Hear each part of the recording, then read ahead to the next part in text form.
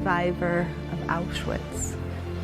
The years that they would just beat her, years that she didn't have food and felt hungry.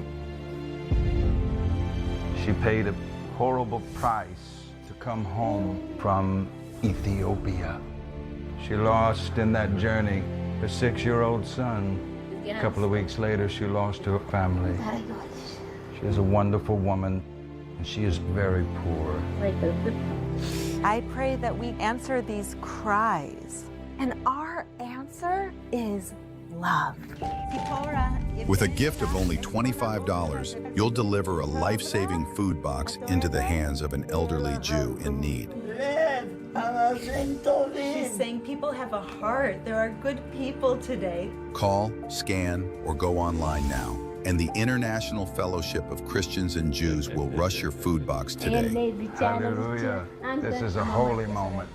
What you're doing is not simply being kind. You are prophetically stepping into the scriptures and being part of their redemption and our own. This is a holy calling, and it's our chance to bless God's people. In a world where Israel is under attack, Christians can help fulfill biblical prophecies through practical support and genuine friendship. For everything you are doing, thank you. It's perfect. This is what a simple food box does. You can bring joy, hope, and love to someone praying for your help today. So please, call, scan, or go online now.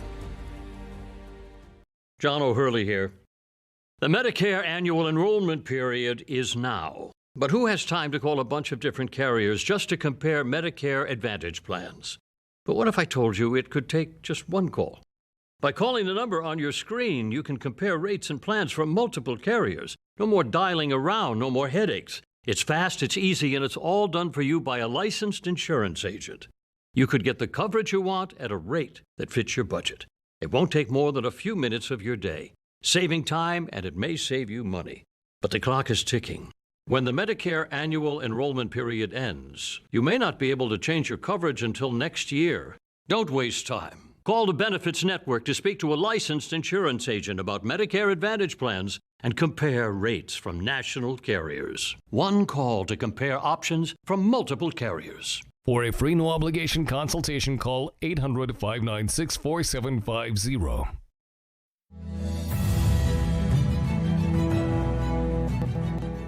Neil, how you feeling? 6'7". Neil, how's your breakfast? 6'7". Neil, how's the show going? They're trying 6'7". pressing something.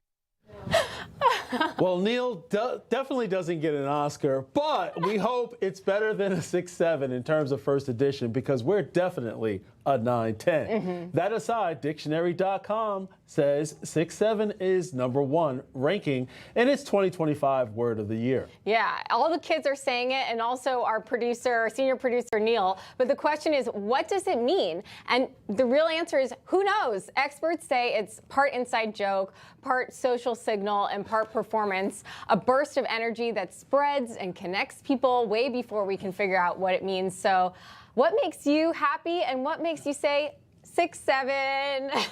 I don't know where these people get the slang from. At least slang in my day, it actually made sense. Right. But 6'7", they say that 6'7", if you say it for when you're not feeling well or when something is not really that good, but then you could also say it for something that's extremely fantastic. Right.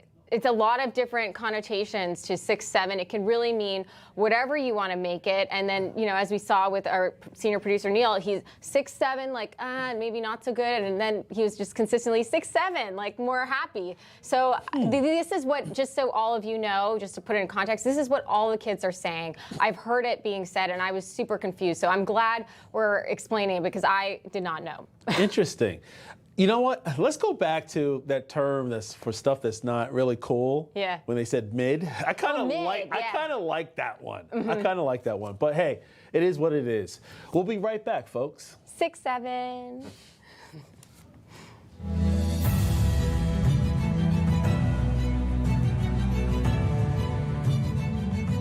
It used to be common. Our newscasters had common sense. They gave it to you straight, just the facts, and real news. John Bachman is like them. He tells it like it is. Catch him every weekday on Newsmax 2. It's the Medicare Annual Enrollment Period Challenge.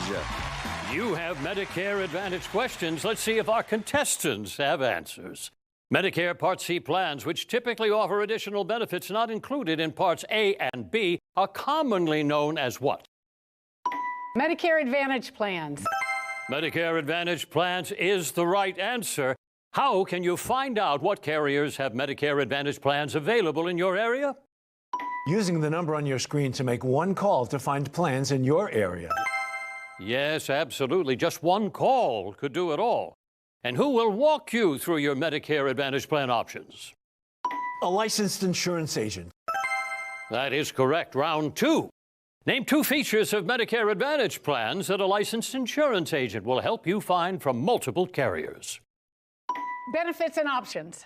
Yes, indeed. Now, with just one call, you can find a Medicare Advantage plan that fits your blank and blank. Needs and budget. That's true indeed. Remember, just one call could do it all.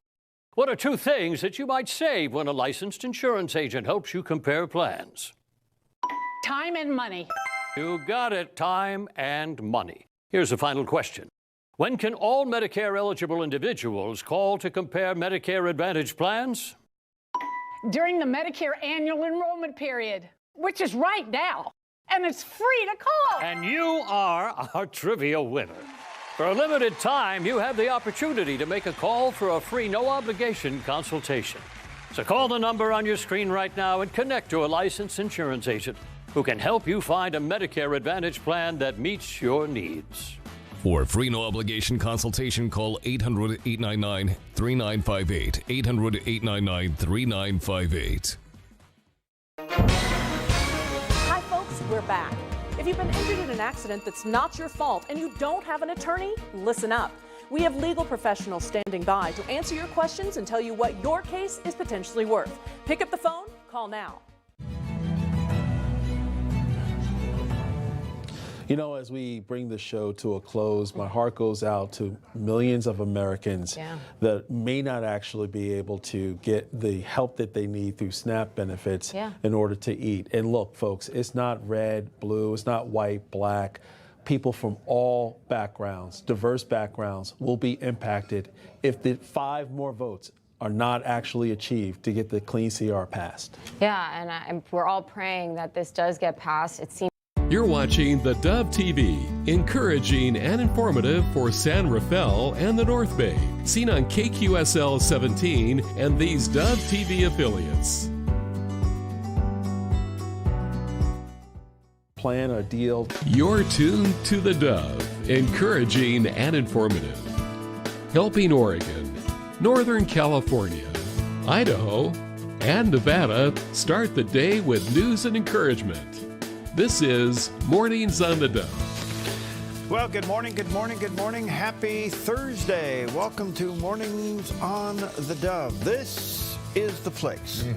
This is where everybody else is secretly watching and not telling anybody. And sometimes not even secretly. Yeah. Sometimes actually people admit it. Admit it. Isn't that We amazing? did that today.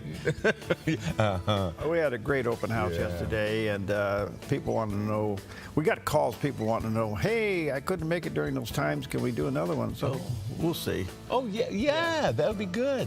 But anyway, great time. The big question was, where's Pam? Well, yeah, and speaking of people who speaking of people who couldn't make it, she couldn't. She wants another open house too, so she can come. So and sign autographs. Yeah, and we'll show that she exists. Her and Bill Gallagher can just stand in the corner and sign autographs. That's right. Okay. Yeah, I saw Bill yesterday. Yeah, he was here. He doesn't miss an open camera. No, he had his pen with him. There you go. No, anyway, it was great. Thank you. It was wonderful, and we're just really excited to show you what your support has done, and the position you put the Dove in for the future is simply amazing.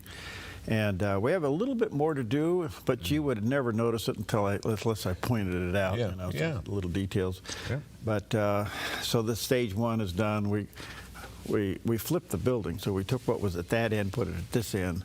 We crammed everything up at that end until this was done. So now we got to fix that end. So we got a lot of staff sitting on top of each other. I think a little bit people more are friendly than they anticipated. Well, before we finish up, people would like to catch their breath around here first. Oh gosh. Oh my goodness.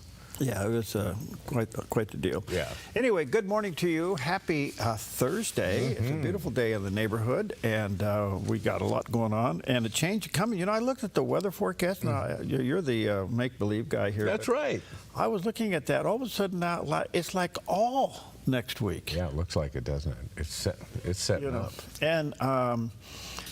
And it looks like the temperatures are going to cooperate, which means more snow. Yeah, look at that. Yeah, all next week. And speaking of temperatures, it was kind of warm last night, wasn't it? Mild, yeah. Yeah. Yeah, and then the fog this morning. A little foggy, yeah. So that locks the warm temperature in. Yep. And so, yeah, kind of mild.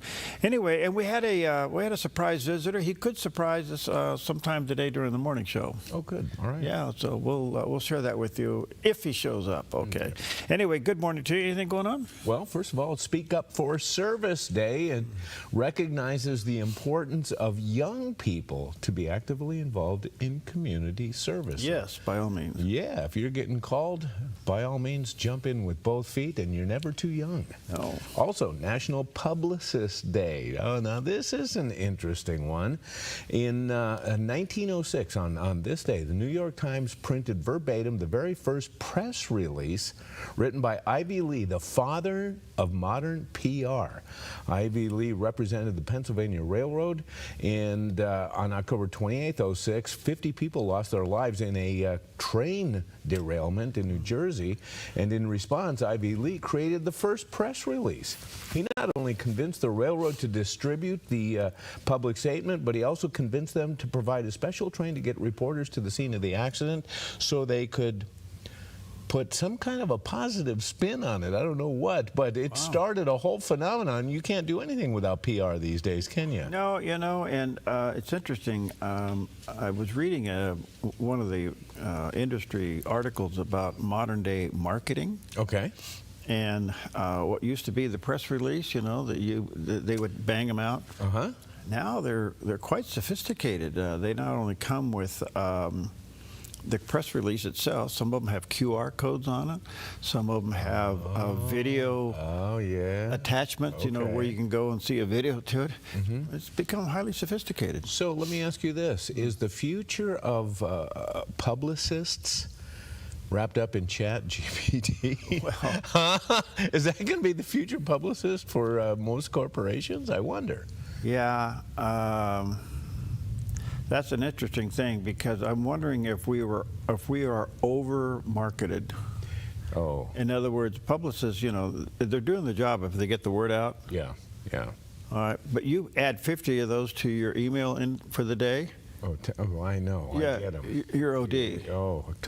You know, you're done. And I am. You're done. I am. So the one that gets me is the guy that sends me 50 of them in a row. Is it working? Are you convinced whatever they're sending you? You know what happens? What? I see their moniker at the top, and I automatically delete it. Of course, yes. Yep. Oh, you may want to rethink that one. Mass deletions. Okay. All right. I only have one thing to eat, and it's a special seasonal treat. And, of course, the day before those kids running around in masks and bags and stuff. Yeah. Tomorrow, right? Tomorrow, yeah. It's Halloween, that's right.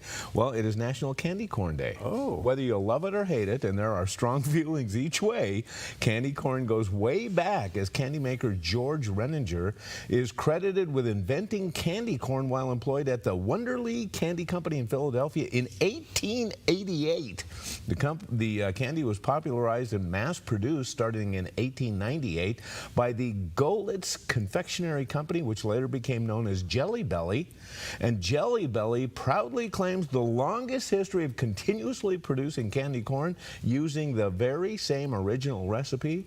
And the original name for candy corn was chicken feed. chicken feed. Yeah, because candies were often geared towards a rural market, and at that time, farmers threw corn out on the ground to feed the chickens. Of course, yeah. Yeah. So are they like 3 Jelly Bellies stacked up? No, because Jelly Belly is a jelly bean. Yeah. Candy corn is a little different, and of course the iconic tricolor of candy corn was chosen to reflect fall harvest season. Over 35 million pounds of candy corn are sold in October alone, and that's over 9 billion individual corns. Well, we have this candle in the middle of our table, our kitchen table, in one of these like glass things, you know. Okay, yeah. And Peggy puts this candle in it.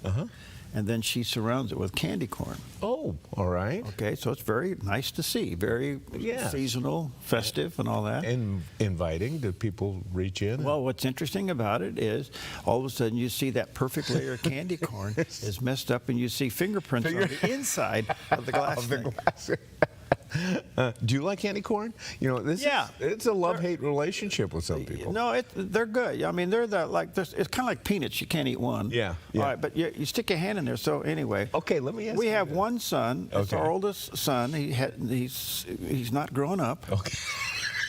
He thinks he is. Okay, all right. Okay, but he reaches in there and steals the candy corn. Okay, yeah. Yeah. I can relate. Okay, there you go. Let me ask you this. Have you ever done this? They're tricolored. Have you ever bit the tip off one color and tasted that? See, is that the same flavor as the orange? And then you bite that section off, and then I've done this many times. Really? Oh, yeah. It all tastes the same? It all tastes the same. Okay. I was going to ask that. Yeah, no, it all tastes the I same. thought maybe there's a bunch of little people in there painting those things. Well, enjoy your chicken feed because it's that time of year. All right. All right, here's a guy that has chicken feed for breakfast. A look at our weather from Grange Co-op. Today in northern Oregon and southern Washington, decreasing clouds becoming sunny with daytime highs near 58 for Vancouver, Portland, and McMinnville, and near 60 in Wilsonville with a north wind around 8 miles per hour. Moving down the Willamette Valley, decreasing clouds with gradual clearing and daytime high temperatures in the upper 50s for Salem, Albany, Corvallis, and Eugene, with lows tonight in the low 40s. Patchy fog this morning across central Oregon, then mostly cloudy with daytime highs near 58 in Prineville and mid-50s for Bend and Sun River. Over in Boise, Idaho, mostly sunny with a high temperature near 54. Along the Oregon coast, decreasing clouds gradually becoming sunny with highs near 63 in Coos Bay and 60 in Port Orford. Mostly cloudy in Brookings with a high near 52 and Crescent City, California near 59. In southern Oregon, patchy fog, then becoming sunny and near 67 in Grants Pass. Partly sunny for Medford and Ashland with high temperatures near 66, and partly sunny in the Klamath Basin with highs in the upper 50s. Into northern California, partly sunny with a high near 64 in Wairika. Mostly sunny from Redding with a high near 74 through Chico near 75 and Sacramento with a high near 77 and a light and variable wind with lows in the low 50s. In the Bay Area, patchy fog, then clearing to mostly sunny in low 70s for Santa Rosa and Napa. Mostly sunny in San Francisco with a high near 66 and a light west wind. And mostly sunny in mid-70s in San Jose. A snapshot of your Thursday weather from Grange Co-op. All right, listen, I think that is something very familiar to you. That is so familiar to me. I think that is... See that building over there that's lit up? Yeah. There are lockers in there? Yeah. I still have skis waiting for me in there. And you also have some snow on the ground. Yeah, check it out, man. So this is a picture of Mount Ashland this morning. Oh, nice. And there you are. Yeah. All right, now what do you have in your hand? Hey, Gordon, I got my Cocoa Pops. This was in reference, and Pam really loved this the other day. You called me something like Cocoa Love. Well, it was chocolate. It was chocolate. Yeah, we're talking about chocolate. And I said that you were Coco La Cabeza. Yes, exactly. A loca la cabeza in Spanish, it means I think you're crazy in the head or something like that. I'm you're crazy. Coco La Cabeza. Okay. It makes for a great breakfast. Yeah, well, hold on. Let me see this. Yeah. Okay. 140 calories. 200 something. You know. Let me get on down here. I got news for you. Yeah. I may not eat all of this, but I will eat some of it. And I have a feeling a whole bunch of little people that come to my house regularly are going to eat the rest of it. Well, you know, this isn't as bad as I thought it would be. Okay, there you go. Would RFK Jr. be happy? Well, on the Spanish side, no.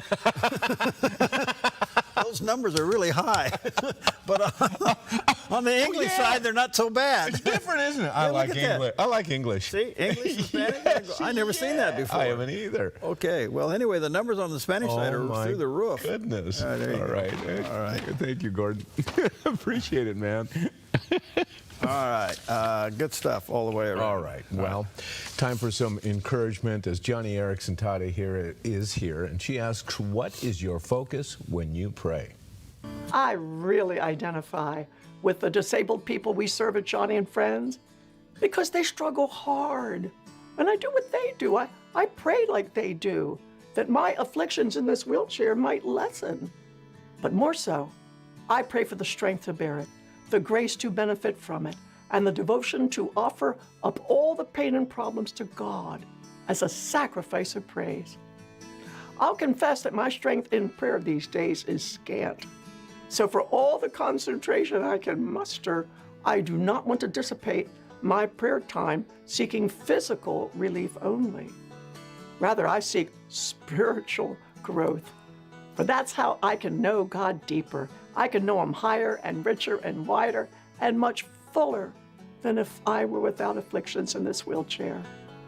And if you have a disability, I ask you to please pray the same. Christine? Okay, well, thank you. I tell you, who did we have on the other day that reminded me of Johnny? Oh, yeah, we talked about it. Anyway, so many people. You know, she's one of those people that God has used to balance life. Yeah. And I don't know. If she could live the life she is living and love God with all of her heart, doesn't that kind of neutralize some of your problems? Yes, and that's a very good point, because there are times where God has used Johnny in my life. Yeah. There are times when you're dragging, when you're poor meing and you stuff, and all of a sudden, at just that right time, Johnny comes on with a message like this, and it just hits you. Yeah, she's on the Dove radio quite often, and when you hear those little vignettes, they're like, all right, stop and think for a moment. All right, good morning to you. 13 minutes past the hour. Let's take a look at some of the top stories. Well, the president, as you know, through his Asian tour has been quite interesting. He went to Malaysia, Japan. He's in South Korea, and believe it or not, Chinese Zing came from China down to South Korea to meet him. Yeah. And so they had their big powwow yesterday. You know what's interesting? What? I watched this video quite a few times. Okay? Now, Trump is being very Trump. Yeah. Look at Zing. It's like he's tolerating the whole thing. You know? Yeah. I mean, look at that facial expression. You got to remember, too, I think that in their culture, sometimes it's pretty hard to read. Well, I know. You know? You talk about poker face. Oh, my goodness. Okay, well, anyway, Zing said it's normal for two leading economies of the world to have friction now and then. Yeah. The president said he's cutting tariffs on Chinese imports by 10% after meeting with Zing, and citing progress on trade, fentanyl, and rare earth exports, as well as some understanding as it relates to farm trade. So all of this is on the table. Soybeans. We don't know the details of it. Lots of soybeans are going to be sold to China now. Okay. The soybean farmers in the Midwest are just as happy as can be right now. Well, they probably are. Now, I don't know how. Let me ask you this. So, Zing, don't send us any more fentanyl. That was part of the deal. Okay. That's part of the deal. Apparently what it is as I've been getting the news stories, they're not sending out fentanyl, but they're exporting the chemicals that make fentanyl. Which go to the cartel. Exactly. Okay. So that's what now has been promised to be withheld. Okay, well, So anyway, we'll it's amazing that we have to make a deal Yeah. to stop something that kills people. Right. It's Right. pretty amazing. Well, yeah. Well, how about COVID? Yeah, well, there you go.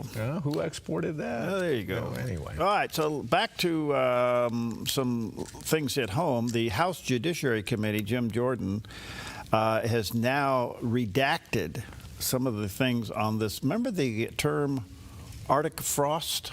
Yeah. It was one of the operations that went after the previous administration's DOJ went after members of Congress. Right. They called it Arctic Frost. They gave all these operations a funny of name. course, yeah. Arctic Frost. Well, Jim Jordan decided that he's going to unredact some of the material, and here's what he had to say. We didn't put the redactions on. That's how they came from the Justice Department. You're right. We need to be able to read it all in full context. But I would go a step further and say the names under there, I actually want to ask them questions. I want to find out, like, who's this source giving this? Look, to me, when I read it, it looks like under the redaction it'd be the source and then the agent who's getting the information. I want to know who that source is. I want to know who that agent is saying these ridiculous things that get put in an email and sent to someone else as part of this investigation. So I think it's even more than that, not just what those names are. I want to talk to those people. I want to ask them questions. So that's where I think we try to go next as well. Okay, so this is going to be interesting. I don't think we have the foggiest idea, and I say this sad but serious, of how corrupt higher-up government had become. Yeah. And maybe still be. Yeah. And it's stuff that you would read about in a novel somewhere, but it actually occurred. And these people literally thought they had the power to be above the law, that they would impose things that would never get them. You got to remember, when there's a threat to democracy and fascists are ready to take control, anything goes. Well, anything you can do to stop them is acceptable, including breaking the law, at least in their eyes. Yeah, it's if you read the rules for radicals, which I recommend that you don't. Oh, that's good. It'll upset you. But if you read the rules for radicals, it is the fundamental framework by which the left operates. And part of it is, let's blame you for what we are now doing. So they will use the words against you that explain exactly what they're doing themselves. Right. Fascist is one of them. Yeah. Yes, absolutely true. You are right. So anyway, I have a proposal, though. Yeah. Have you heard? There's a little bit of behind-the-scenes negotiating going on right now to get the government reopened. Yeah. I say, here's what you do. Let's just arrange a wrestling match between Jim Jordan and Hakeem Jeffries, and get them together and let them wrestle, and the winner takes all. Then you get your way. Now, I should mention that Jim Jordan, he was a state champion high school wrestler, 4-time state champion. As a freshman, he won the state title. He was 150-1 in his high school wrestling career, and then he went to the University of Wisconsin and became NCAA champion. So let Jim Jordan wrestle Hakeem Jeffries. Okay, so if I was in the ring with Jim Jordan, I'd just go out there and lay down. I would too. I would too. Say, okay, why go open the government, you win. Why go through the pain? I love it. Well, part of this snooping around and now the uncovering of behind-the-scenes tracking of Republicans is really pretty bad. And they were tracking, remember, Lindsey Graham is still coming unglued, and rightfully so. Yeah. Well, Senator Cruz now is looking at various things that are happening, and he recommended yesterday that U.S. District Judge James Boasberg, remember him? Yeah. That he be impeached. He's pretty upset with him, and here's what he had to say. You know, one of the things that is amazing, along with that subpoena they sent to AT&T, they also included an order from Judge Boasberg, who's one of these left-wing radical judges who's issuing nationwide injunctions. Judge Boasberg ordered AT&T, do not tell Cruz we are subpoenaing his cell phone records. Why? And he makes a conclusion. He says, because I conclude if he's informed, Cruz will destroy or tamper with evidence and intimidate witnesses. That is utterly without factual basis. It is a complete abuse of judicial power. And I've called on the House of Representatives to impeach Judge Boasberg. The Constitution, when Judge Boasberg decided to become a partisan warrior and be part of the most egregious abuse of power, this is Joe Biden's Watergate. And I believe the House should impeach Judge Boasberg, and I also think we are going to get to the bottom of every partisan who signed off on surveilling and spying on 20% of the Republicans in the Senate. That's what Joe Biden and their DOJ did. 20% of the Republicans, and some say that it even went down into some of the races, the various races across the state. They say it was 160 Republicans across the country who were being spied on by the Biden administration, and Boasberg comes along and does what he does. Now, I don't know how this all unravels, but it's unraveling. I don't know how it goes, but I didn't know, and I don't know, does the House Judiciary Committee have the power to impeach a district judge? That's a great question. And I'm wondering why they don't. Yeah, I don't. I mean, if they can bring criminal charges against a district judge, who's the arbiter on that? Wouldn't it be the Judiciary Committee? I would think so. Yeah, I think so too. I don't know. Hey, you know, we're just a bunch of kids here with a lot of leftover cookies over here. Oh boy. Okay, not a lot. I would say a few. You guys did a good job in taking care of the cookie problem here. All right, we're going to take a quick break, and what do you do when you declare an emergency? Well, there's a new fad now. What? You declare emergency and leave town. What? Oh. We'll be right back. No more thinking I can't change. Who I was is dead and gone. Who I am is moving on. Saved by grace, held by love, because of what your cross is.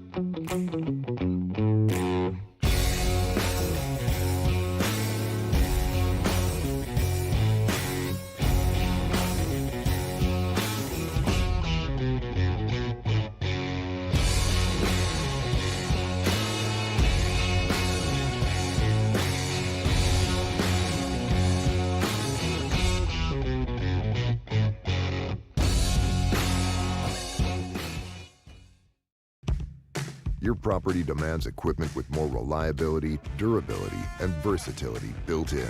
Kubota equipment is ready to get the job done right.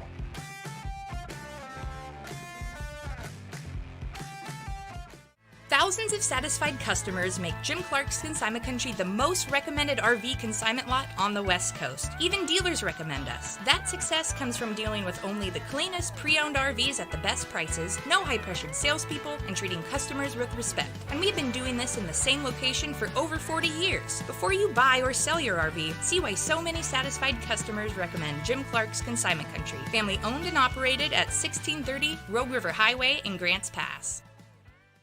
I'm Susanna, and I contracted KA Designs to do custom cabinets throughout my house. We chose a really beautiful maple wood that really creates like a nice airy space. Everything was custom, and it was really cool because I got to literally see it come to life in person. We love to entertain, and we have a large family, so everything came together perfectly, exactly what I wanted. I highly suggest KA Designs if you're looking to design your dream house. Go check them out in their showroom. You will not be disappointed. They're fun-loving twins. They love God, hunting, and pranking each other. Join the Hamptons for outdoor adventure every weekend on Twin Factor. Brought to you by Black Flag Armory in Medford and Grants Pass. Truly excellent service. Welcome back. 24 minutes past the hour on a beautiful fall Thursday morning. Get ready for change in the weather, according to Mr. Cocoa Puff here. All right, so first of all, I want to say that the governor says she's sending $5 million. Our governor, Tina Kotek here, is sending $5 million in state funds to the food banks across the country in anticipation of the SNAP issues coming to an end tomorrow. And warned that more than 750,000 people in the state could lose their monthly benefits. Well, we also know that they're working really hard to prevent this. We'll see if they pull this thing off in the next day or so. Right. But let me just read this next story to you. It has to do with our governor. Oregon Governor Tina Kotek once called a $4.3 million gas tax an emergency urgent matter that required forcing the entire legislative body to cancel their Labor Day weekend plans in order to have a rush session to vote for her tax bill, HB 3991. During that weekend, the governor forced lawmakers to attend and pass her bill. Well, it didn't pass right away. She herself did not interrupt her vacation plans to speak at the gas bill public hearing to make the case for her own bill. How eventually the gas tax bill did pass on September 30th. With the bill on her desk, she now has left the state on a $200,000 tax-paid travel with the First Lady. Of course. I'll let that rid you. Yeah. And they went on a junket to to Japan and South Korea. So the Taxpayers Association of Oregon decided to make full use of her long trip by sending her the gas bill to sign or veto. Okay. All right. Now, she has until Saturday to sign this bill. Now, the petitions to take this whole messy issue and put it on the ballot will be out Sunday. Okay. And instead of having 90 days, we'll have roughly 60 days to come up with 77,000 signatures. We're going to go for well over that. I think this organization, to get these things signed, is in place. All the cautions are going to be there. You got to have more than you need because of the problems that you have with signatures. Yeah. And people, yesterday, we had hundreds of people in here yesterday. Where is it? Where can I sign? I don't know yet. I will know that probably on Monday where the petitions are. Okay. And make sure you sign a petition by somebody that you understand, know, and trust. Because there'll be some raw ones. Yeah, and you know there are going to be some ringers out there signing petitions with false names and stuff. So this is going to be a tough little go here. That's why we need to get about 150,000 to get this through. And folks, I think the governor knows she stepped in it. This could get recalled. This could be her Waterloo. And it should be. Yeah. How do you go to for a $350 million shortfall in one budget and you make it up with a $4.3 billion? This is why people disengage and get sick of government and politicians. Good point. Because the whole thing is a sham. Yes, it is. And you look at this and you go, why would anybody with a half a brain want to be a public servant these days? Oh, yeah. You know, and yet we need good people in public office. We need honest people in public office. Okay, so we had a shortfall in the Transportation Department of how much? $350 million. And where's the excess going to go on this tax increase? Where's the rest of it going? You know, and that's the other thing. I have asked several legislators to find out how is the money earmarked. Yeah. Nobody can tell me. I mean, this doesn't make sense. If I ran the Dove like this, we wouldn't be sitting here today. No, we wouldn't. I know. I'd probably have some funny things in front of me called bars. I'd be bringing you Cocoa Pops. You'd have to bring me a cake with a saw in it. That's right. Okay, take a look at the satellite image. Here's what's going out there. Here it comes. Look at that system. And once it hits us this weekend, it's going to be with us for well over a week. Oh, man. So good stuff all the way around. And it's not even like a slight chance of showers next week. I mean, it's going to rain. Yeah, there you go. All right, well, this is really interesting. As U.S. Ambassador to NATO, Matthew Whitaker spoke with Fox Business' Maria Bartiromo about Russian oil sales and how President Trump holds all the cards to bring an end to the war in Ukraine.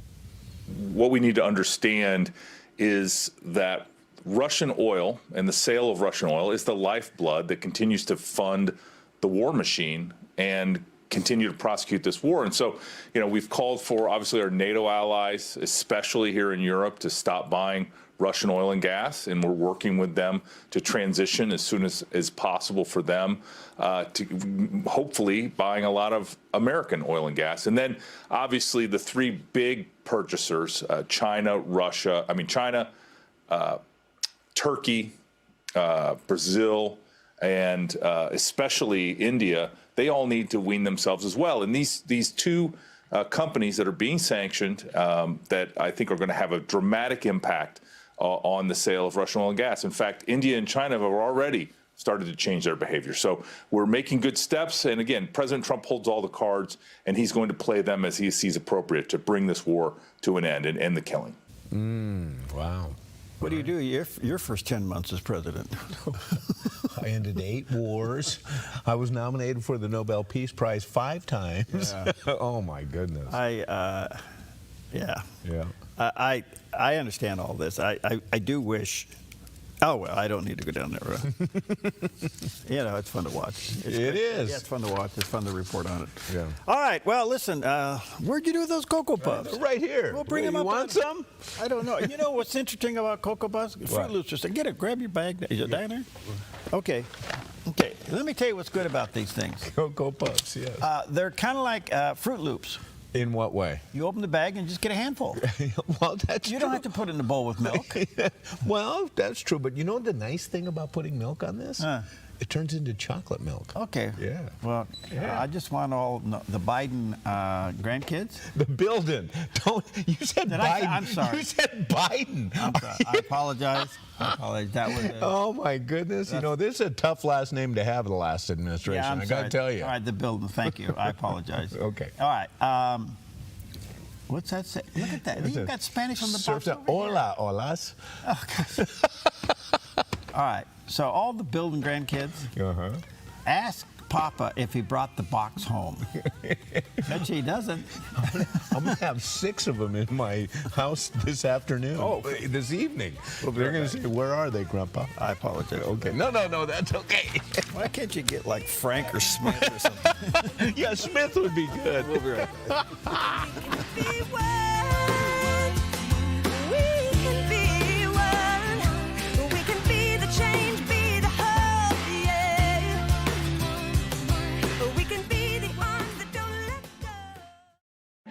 The threat of wildfire poses a growing risk to Oregonians. You can prepare now by taking 3 important steps. Create a home inventory, make copies of important financial records, and contact your insurance company to make sure you have the right amounts and types of home insurance coverage. Be wildfire ready by being insurance ready. Visit dfr.oregon.gov/prepare now to learn how. Hey, it's your old car here. Remember me? Remember us? You barely even turn me on anymore. It's clear you don't need me, but that's perfectly fine, my friend, because you can choose to give this old car new purpose and donate. There are incredible nonprofits out there that accept cars just like me. So call or donate online. Donating a vehicle is easy, the pickup is free, and your gift is tax deductible. A ministry moment on the Dove. Ecclesiastes 3:11 says this: God has planted eternity in the human heart. But even so, people cannot see the whole scope of God's work from beginning to end. Now, I want you to notice that verse. Notice it says, God has planted eternity in the human heart. What does that mean? It means that no matter where you are in the world, no matter what religion somebody has, human beings have a God-given, built-in instinct to realize there's got to be more to life than just here and now. Eternity was put in our hearts. We got to think there's got to be more to this. There's got to be more to life after death. Why does every religion believe there's life after death? Because God wired us that way. You were made for more than just the here and now. A ministry moment on the Dove.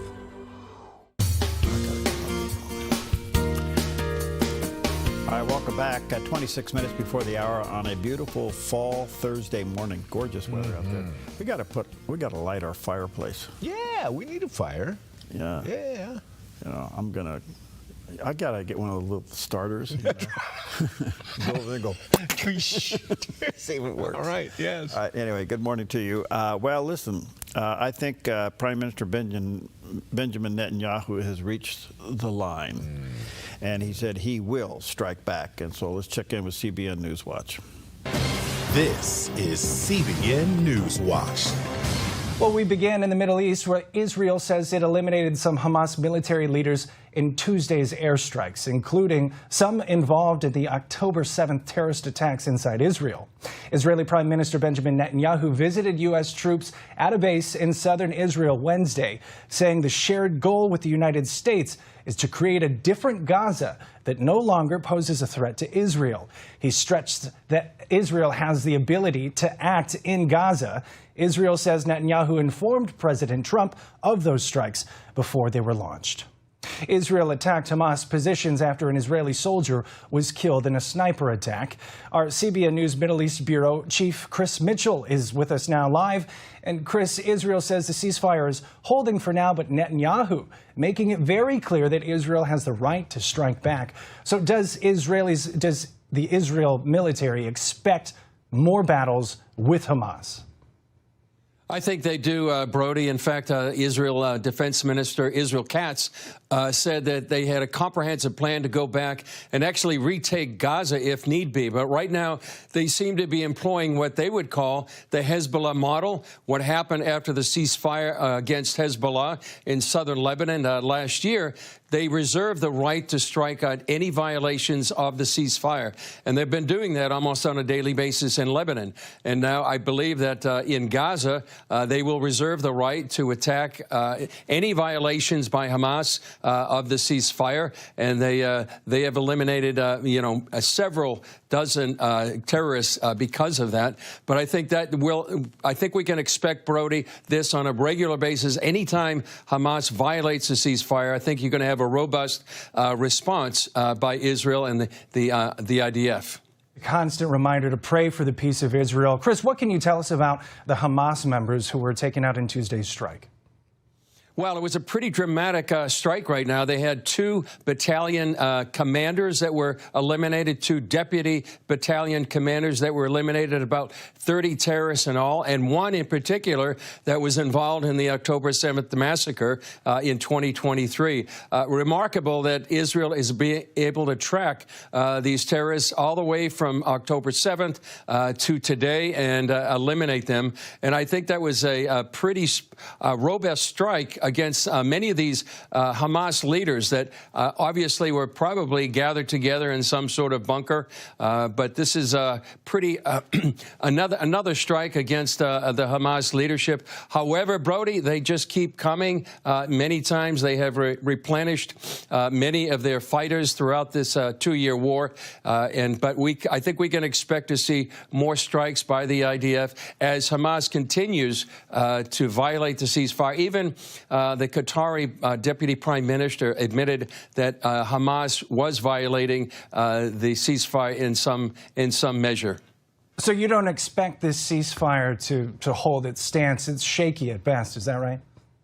It's very shaky, Brody. I don't think it will last, and I think Hamas actions from the very beginning of the ceasefire, talking about the fact that they're not going to disarm, like the phase 2 of this 20-point plan says they should. They also believe that they're going to have some sort of role into the post-war Gaza. So I don't think many people in Israel expect that this ceasefire will hold in the long term, based on the history of what Hamas has been doing to either violate the ceasefire or have a whole different attitude towards what the ceasefire means. Many times, Brody, they just talk about this as what they call a hudna, which is a temporary ceasefire so they can replenish, rearm, and then plan their next attack against Israel. So a whole different way of how Hamas looks at this ceasefire, and Israel and the United States. Of course, that makes sense. The focus has obviously been on Hamas in the last few months, but is Israel still dealing with Hezbollah to the north? Yeah, and as I mentioned, the Hezbollah model, Brody, is something that Israel has been employing ever since the ceasefire. Any violations they see by Hezbollah, they've been attacking, and almost on a daily basis. It's not well reported in the news a lot, but the Hezbollah infrastructure, any operatives that are working there to rearm and regroup in southern Lebanon has been attacked on a nearly daily basis. So I think that that is something they want to make sure that Hezbollah doesn't rearm and pose a threat to Israel's northern border. In fact, there has been talk of maybe the IDF would actually go in southern Lebanon and really take over many of these Hezbollah positions. The idea was that the Lebanese army could go in there and do that, but it doesn't look like they're strong enough, and so it might be left up to the IDF to go back into southern Lebanon to eliminate this Hezbollah threat, perhaps once and for all. Well, it just sounds like the inevitable to me, so we'll have to kind of roll with it. All right, there he is, Dr. Coco Puff, doing the weather here. A look at our weather from Grange Co-op. Today in northern Oregon and southern Washington, decreasing clouds becoming sunny with daytime highs near 58 for Vancouver, Portland, and McMinnville, and near 60 in Wilsonville with a north wind around 8 miles per hour. Moving down the Willamette Valley, decreasing clouds with gradual clearing and daytime high temperatures in the upper 50s for Salem, Albany, Corvallis, and Eugene, with lows tonight in the low 40s. Patchy fog this morning across central Oregon, then mostly cloudy with daytime highs near 58 in Prineville and mid-50s for Bend and Sun River. Over in Boise, Idaho, mostly sunny with a high temperature near 54. Along the Oregon coast, decreasing clouds gradually becoming sunny with highs near 63 in Coos Bay and 60 in Port Orford. Mostly cloudy in Brookings with a high near 52 and Crescent City, California near 59. In southern Oregon, patchy fog, then becoming sunny and near 67 in Grants Pass. Partly sunny for Medford and Ashland with high temperatures near 66. And partly sunny in the Klamath Basin with highs in the upper 50s. Into northern California, partly sunny with a high near 64 in Wairika. Mostly sunny from Redding with a high near 74 through Chico near 75 and Sacramento with a high near 77 and a light and variable wind with lows in the low 50s. In the Bay Area, patchy fog, then clearing to mostly sunny in low 70s for Santa Rosa and Napa. Mostly sunny in San Francisco with a high near 66 and a light west wind. And mostly sunny in mid-70s in San Jose. A snapshot of your Thursday weather from Grange Co-op. Well, look at that, Mr.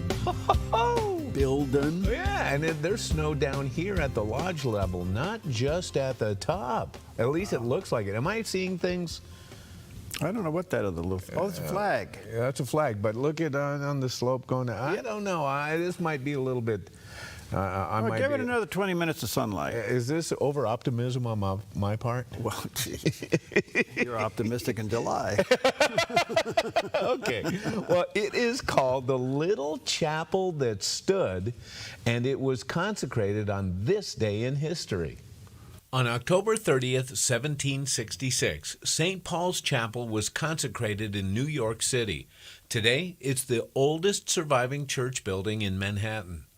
President George Washington worshiped there after his inauguration, but it's what happened more than 2 centuries later that gave St. Paul its lasting nickname, the Little Chapel That Stood. Located less than 100 yards from the World Trade Center, the chapel somehow survived the collapse of the Twin Towers on 9/11, shielded, many believe, by a giant sycamore tree in its graveyard. In the days that followed, St. Paul's became a sanctuary for thousands of rescue and recovery workers.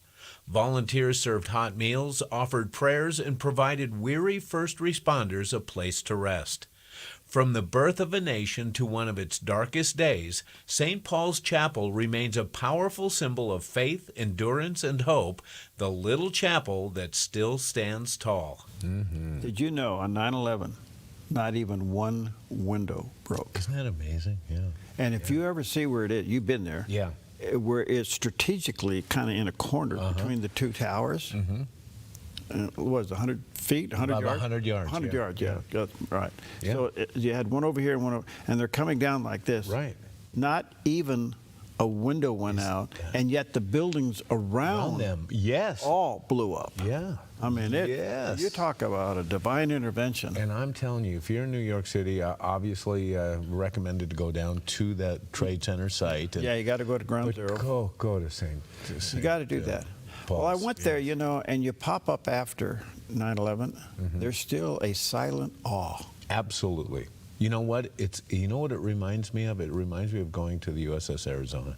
Oh, yeah. At Pearl Harbor. Yeah. Oh, my goodness. Yeah. Same thing. So you take the subway, and people are yakking and screaming on the subway, and all of a sudden you bring the escalator up, and you're up on top of Ground Zero, and boy, you can hear the birds chirping. Oh, boy. Yeah. It's pretty amazing. Yeah. All right, David Mathis, he's with Crossways, and shares how our modern lifestyle conflicts with the Bible view of the body. God made our bodies to move.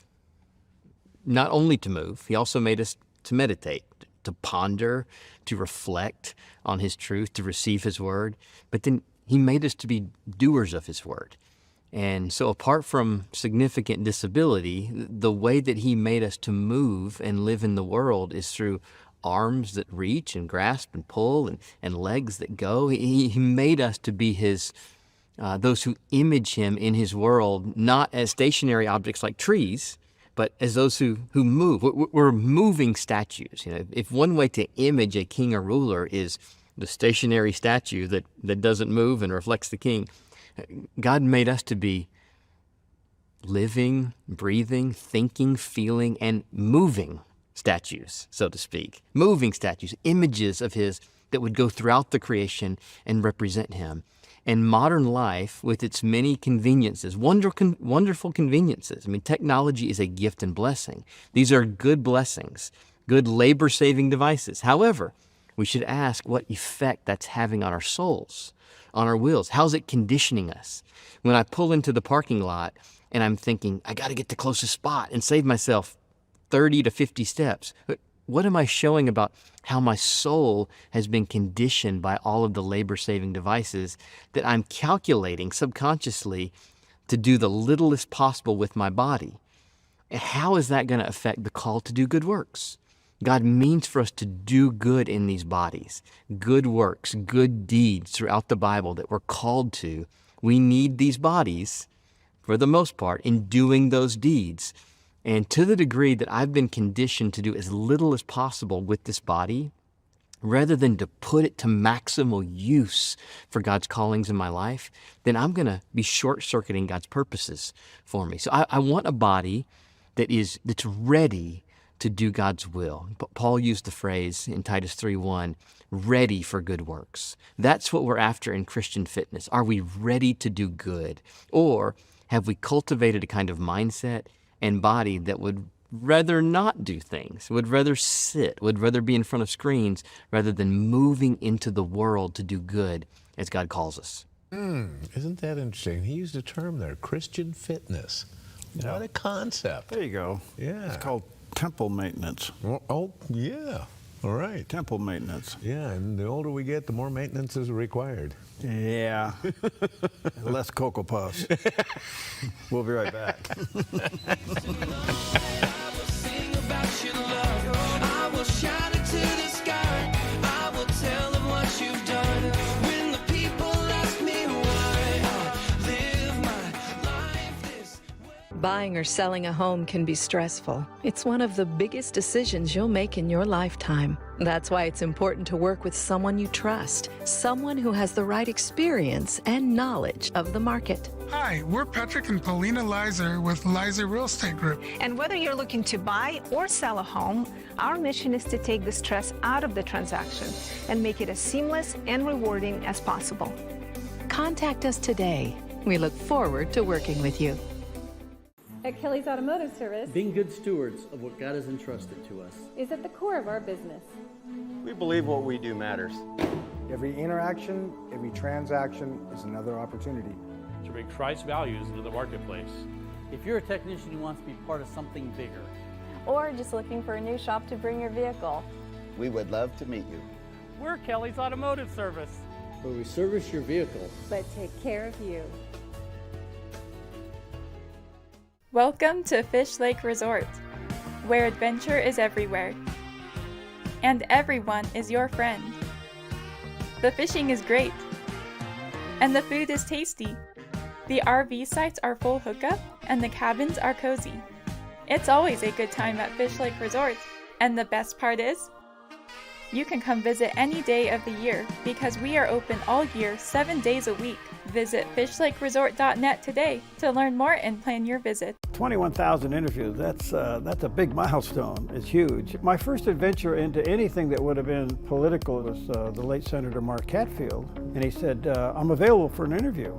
And so I ran in the studio and I interrupted the programming and I flipped the switch and went on live on the air with him. We had an interesting exchange. And that was kind of my first political interview of anybody that was of notoriety.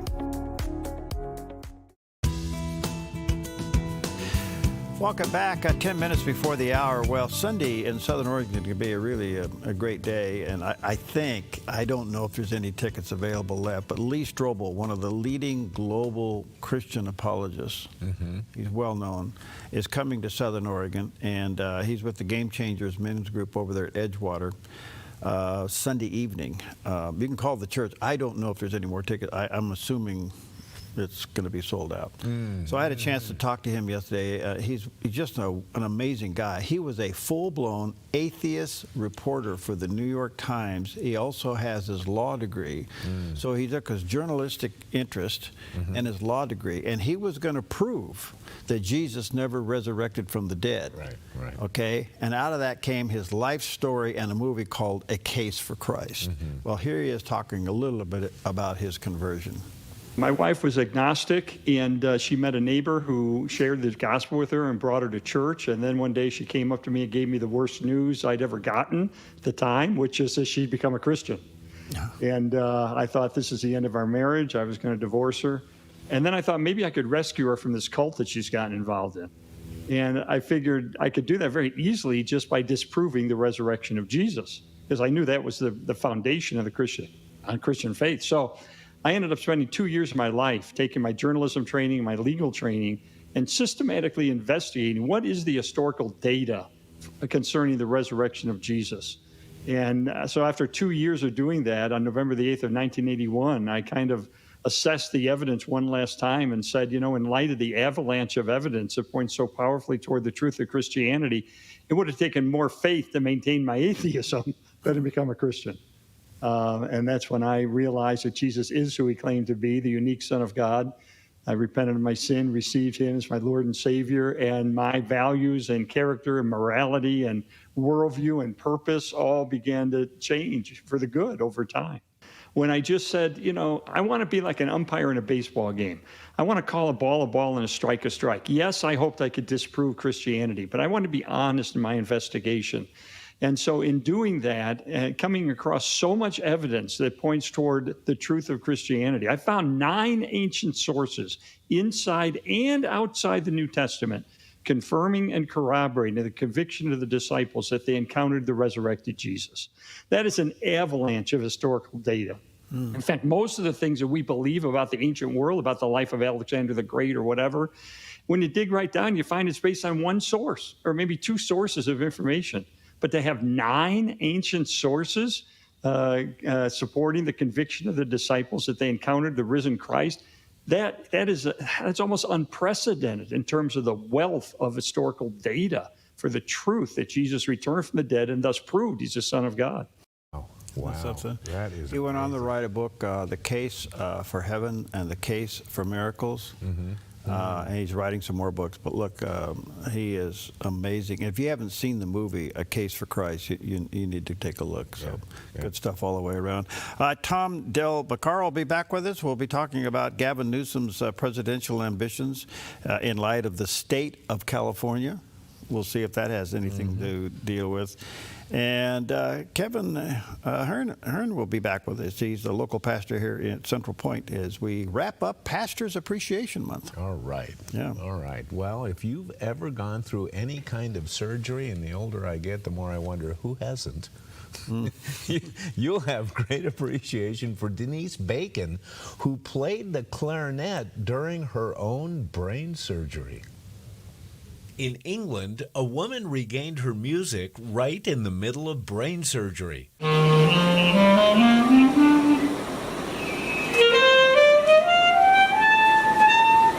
65-year-old Denise Bacon from East Sussex had lost the ability to play her beloved clarinet after being diagnosed with Parkinson's disease, but during a recent deep brain stimulation procedure, doctors invited her to bring the instrument into the operating room. Awake under local anesthesia, Denise played for the first time in 5 years during her 4-hour operation as surgeons adjusted tiny electrodes inside her brain. When the stimulation began, her right hand steadied and the music returned. Doctors called it a remarkable success, and Denise says she's already seeing improvements in walking and hopes to dance and swim again soon. A powerful reminder that sometimes healing isn't just about medicine, it's about finding your rhythm again. You know, that's amazing. I'm stunned by it. Isn't that? I have a sister-in-law who had the exact same procedure. Really? She has Parkinson's, and she had the exact same. She had trouble with starting actually both of her hands, but especially her right hand. They put in the device, and she's got a remote control. And when they got done, she still had it, and the doctor said, "Wait a minute!" And on the remote control, he pushed a couple buttons, and her hand stopped. And she's got a recharger device that wraps around her shoulders, and because she's got an implant in her brain. And so, like, once every couple weeks or something, she's got to recharge it. She puts it around it, and they put this on, and it recharges this thing in her brain. And the results have been remarkable. Now, she didn't play clarinet during her procedure, but look at, I mean, that's amazing what happened there. But, the advances in medicine these days are astounding. Wow. Yeah. That is absolutely stunning. Yeah, yeah. You know what? When you operate on me, knock me out. I don't want to play anything. The hard part about coming out of an anesthetic. What? Is right when you start to wake up. Yeah. You go, leave me alone. Leave me alone. Just leave me alone. I'm enjoying this. Don't touch me. Don't do anything. Just leave me alone. I take with you the Gospel of John, chapter 15, verse 13. Greater love has no one than this, that someone laid down his life for his friends. That's the gospel in a short sentence right there. I take that with you today. Stick around. By the way, look, there's Mount Ashland with some snow, and behind you, we lit the fire. Jerry is getting a little warm on the backside.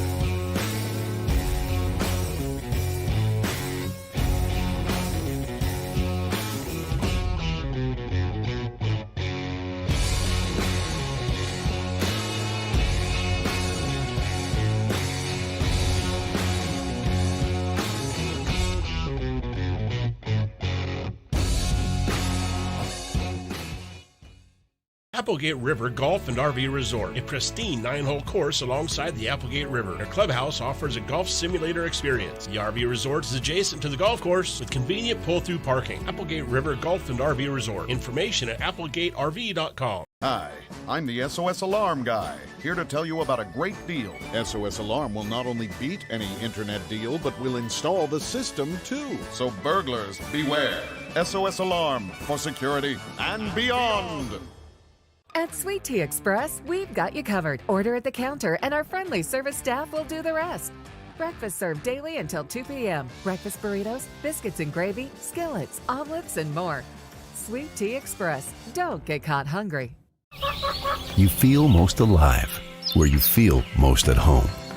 And this is living. Bobcat, the company that changed the way the world works, is coming home with a quality compact tractor built to match your quality of life. This isn't work you have to do. It's work you get to do. So get it done in a tractor that's all you. See your dealer or visit bobcat.com. A ministry moment on the Dove.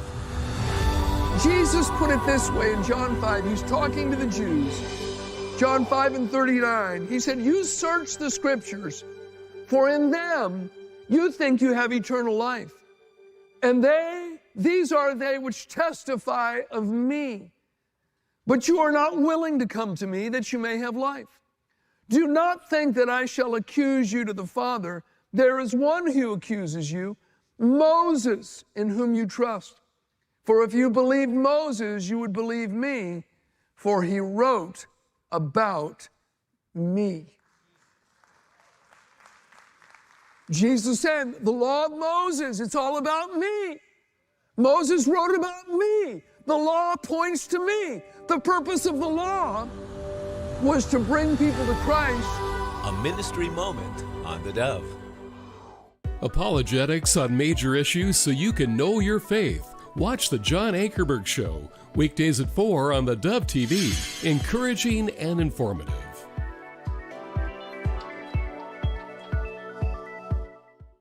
You're tuned to the Dove, encouraging and informative.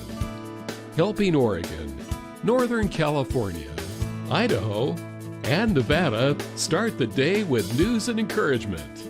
This is Mornings on the Dove.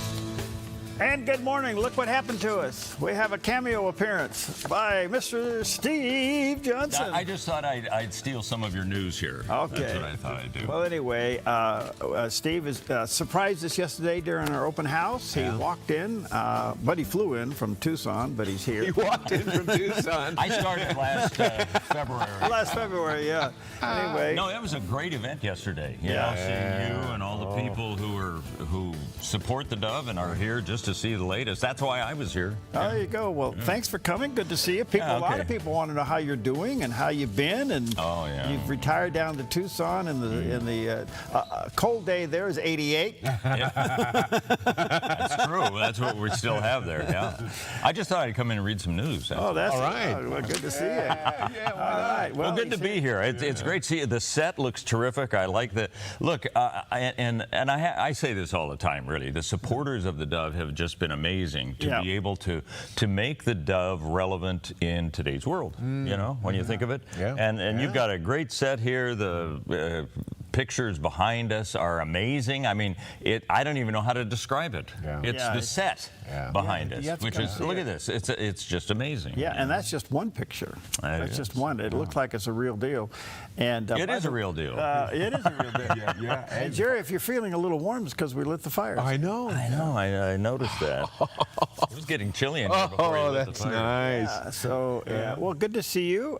People ask how you're doing, and you returned to your hometown a couple of years ago, and almost a year and a half ago. Wow, it's hard to believe that. And time flies when you're having fun. You break your leg when you're skiing. Yeah, you know, sometimes that time drags. But if you allow me just for a moment, there is really a great testimony here. You went through a physical battle. When you retired here and you left, you had no idea what you were heading into. Oh, yeah, that's true. And you go home and you're diagnosed with how you say it? It's multiple myeloma. It was cancer of the spine. In fact, it was 1 year ago and just a couple weeks that I got out of the hospital after being kind of isolated for 3 weeks. Yeah. And I wish I had been able to see today back then, because I was in tough shape. I mean, cancer, the drugs they give you snap you. You went through the storm, and people were praying and fasting for you. And here you are on the other side of it. You look healthy. You look great. You feel great. I feel great. All right. I feel good. I knew that I would. I kind of did. That's a song, isn't it? It is a song. Wow.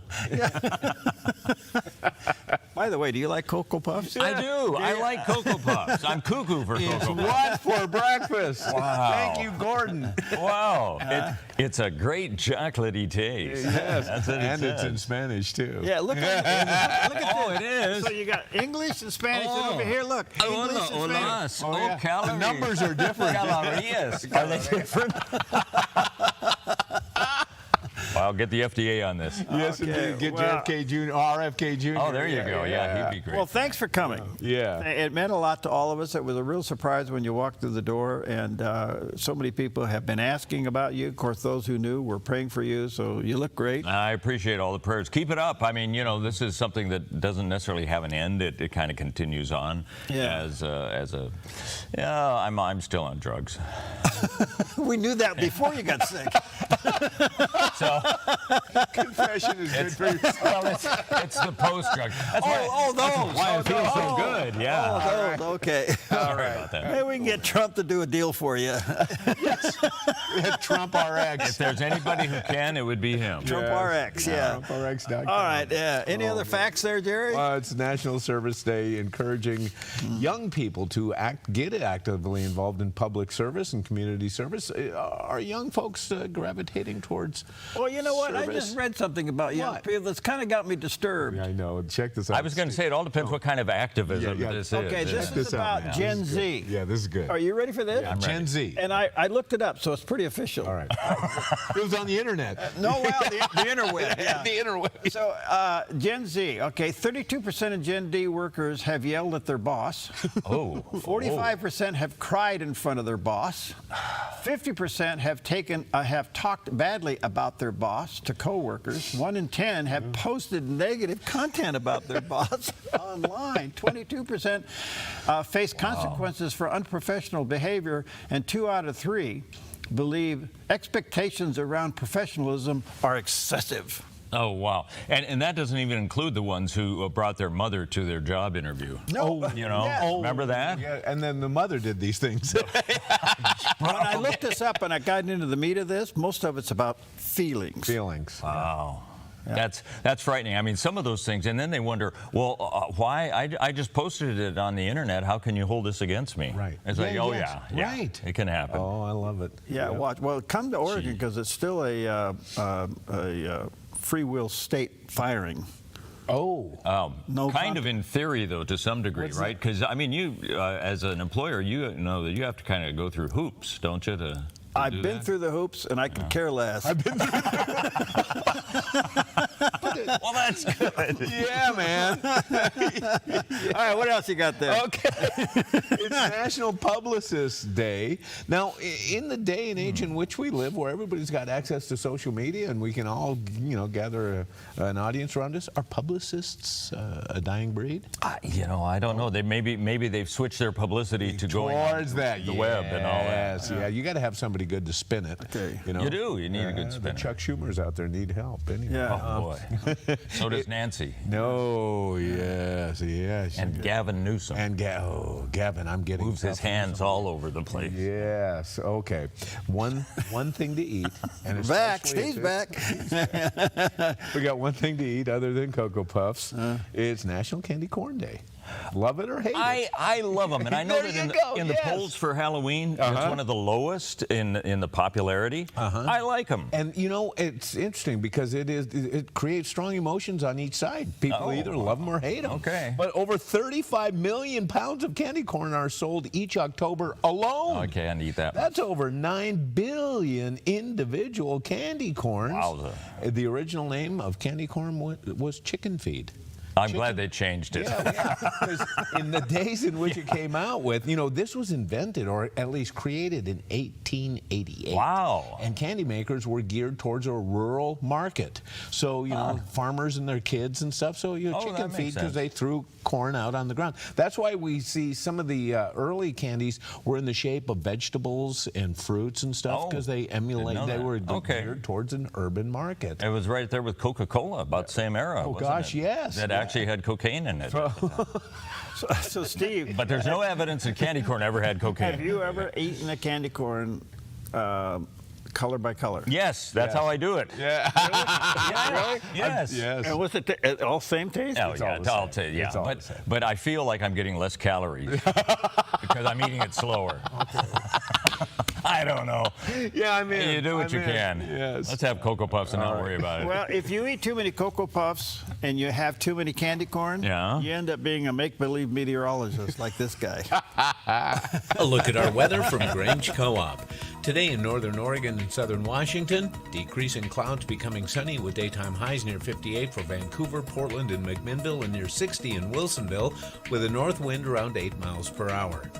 Moving down the Willamette Valley, decreasing clouds with gradual clearing and daytime high temperatures in the upper 50s for Salem, Albany, Corvallis, and Eugene, with lows tonight in the low 40s. Patchy fog this morning across central Oregon, then mostly cloudy with daytime highs near 58 in Prineville and mid-50s for Bend and Sun River. Over in Boise, Idaho, mostly sunny with a high temperature near 54.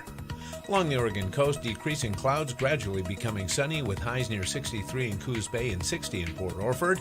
Mostly cloudy in Brookings with a high near 52 and Crescent City, California near 59. In southern Oregon, patchy fog, then becoming sunny near 67 in Grants Pass. Partly sunny for Medford and Ashland with high temperatures near 66. And partly sunny in the Klamath Basin with highs in the upper 50s. Into northern California, partly sunny with a high near 64 in Wairika.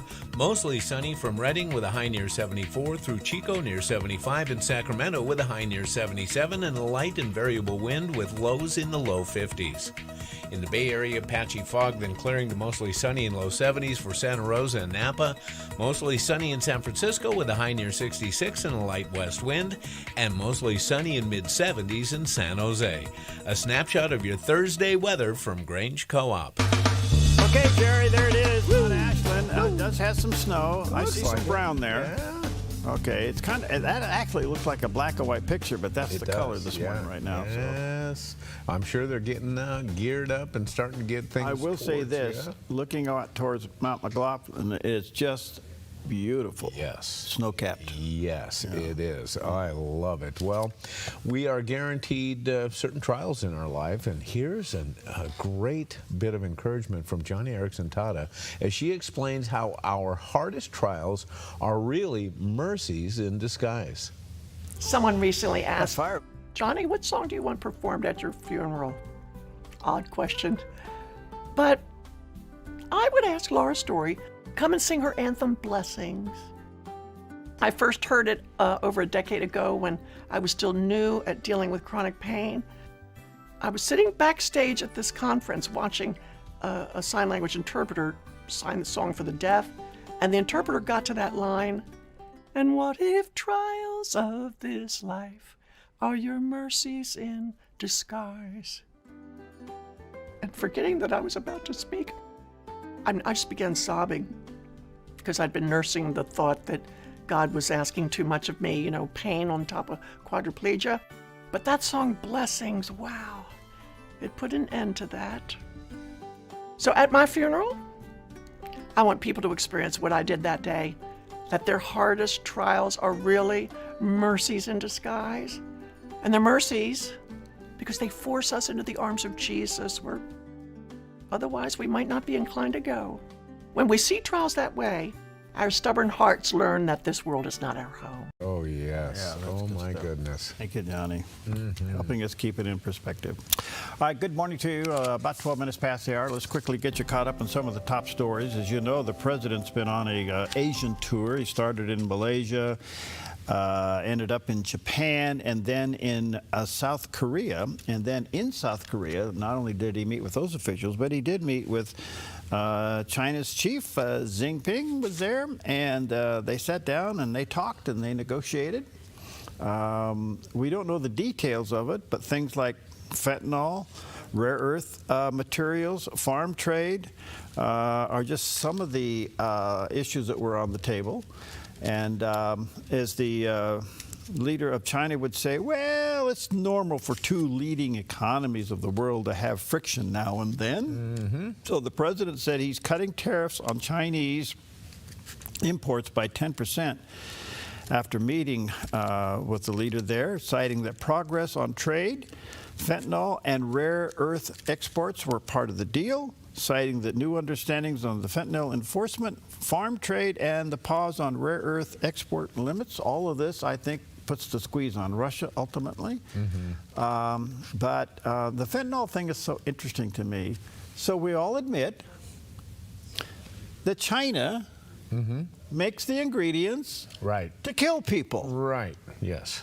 Yeah, and we have to make a deal to stop it. Right, they export them, right. And so, to the cartels. Their hands are a little clean because they're not making the fentanyl, but they sure are supplying the ingredients, well, aren't they? it just shows you. But anyway, at least it's this is part of negotiations. Yeah. So anyway, the other deal is, you ever heard the term? It was there quite a while for a thing called Arctic frost. This is where the government creates projects and missions, and they give them these funny names. And Arctic frost is where the previous administration FBI agents across the country were spying on Republican leaders. A lot of people in the Senate and in the House. They actually had an operation called Arctic frost to spy on Republicans. And this is pretty bad. And then they had some operatives in the court system that helped, do some of these things. And one of them was a guy that we've heard quite often. And his name was, let's see, do I have the right story here? I gotta make sure I got the right one. No, anyway, this is just on the FBI story, excuse me. Okay. And the FBI tracking just Republicans. Right. Here's what Jim Jordan had to say about that. He's the chairman of the Judiciary Committee in the House. We didn't put the redactions on. That's how they came from the Justice Department. You're right. We need to be able to read it all in full context. But I would go a step further and say the names under there, I actually want to ask them questions.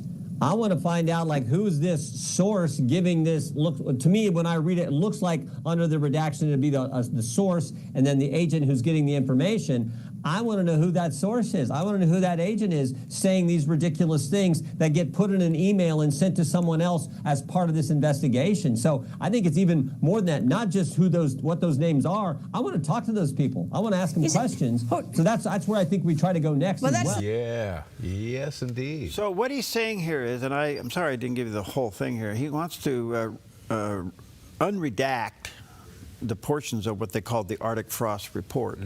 And which is going to expose that the motive behind the previous administration to secretly spy on Republicans was real. It's a bit authoritarian, isn't it? Yeah, it's just, gosh, the hypocrisy in government. Oh my goodness, you hit it. All right, the other story is Ted Cruz, Senator Ted Cruz. He's pretty upset about U.S. District Judge James Boasberg. Now, you remember he was one of the district judges that went after the president for various things. And basically said when he unwound the case that Boasberg had done against various people, including the president, that it was really an abuse of judicial power and calls for his impeachment. And here's what Senator Cruz had to say. You know, one of the things that is amazing, along with that subpoena they sent to AT&T, they also included an order from Judge Boasberg, who's one of these left-wing radical judges who's issuing nationwide injunctions.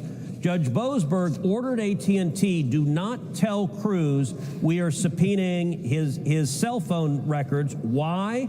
And he makes a conclusion. He says, because I conclude if he's informed, Cruz will destroy or tamper with evidence and intimidate witnesses. That is utterly without factual basis. It is a complete abuse of judicial power.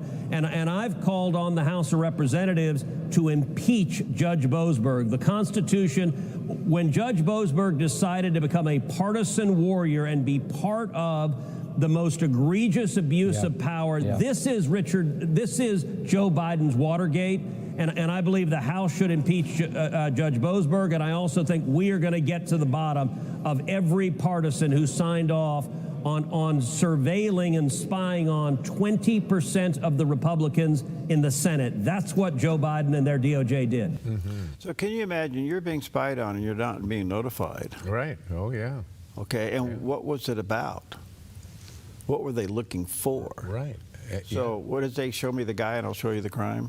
Yeah, well, you know, Letitia James. Yeah. So anyway, gosh, it's such abuse of power. I mean, it's terrible. The hypocrisy of all of this is just, gosh, it just reeks. Yeah, it's stunning. All right, so that's kind of what's going on there. Let's see here. What do you do when you have an emergency? You go on vacation. We'll talk about that when we come back.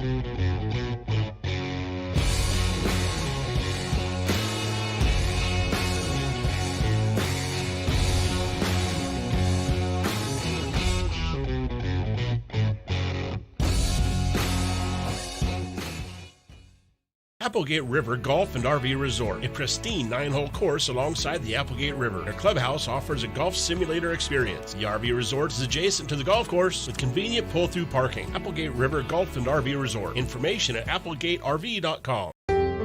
Come fall in love with Northridge Senior Living, where contemporary sunlit interiors meet old-world elegance. Walk through our lovely hallways and enjoy the fun staff-led activities.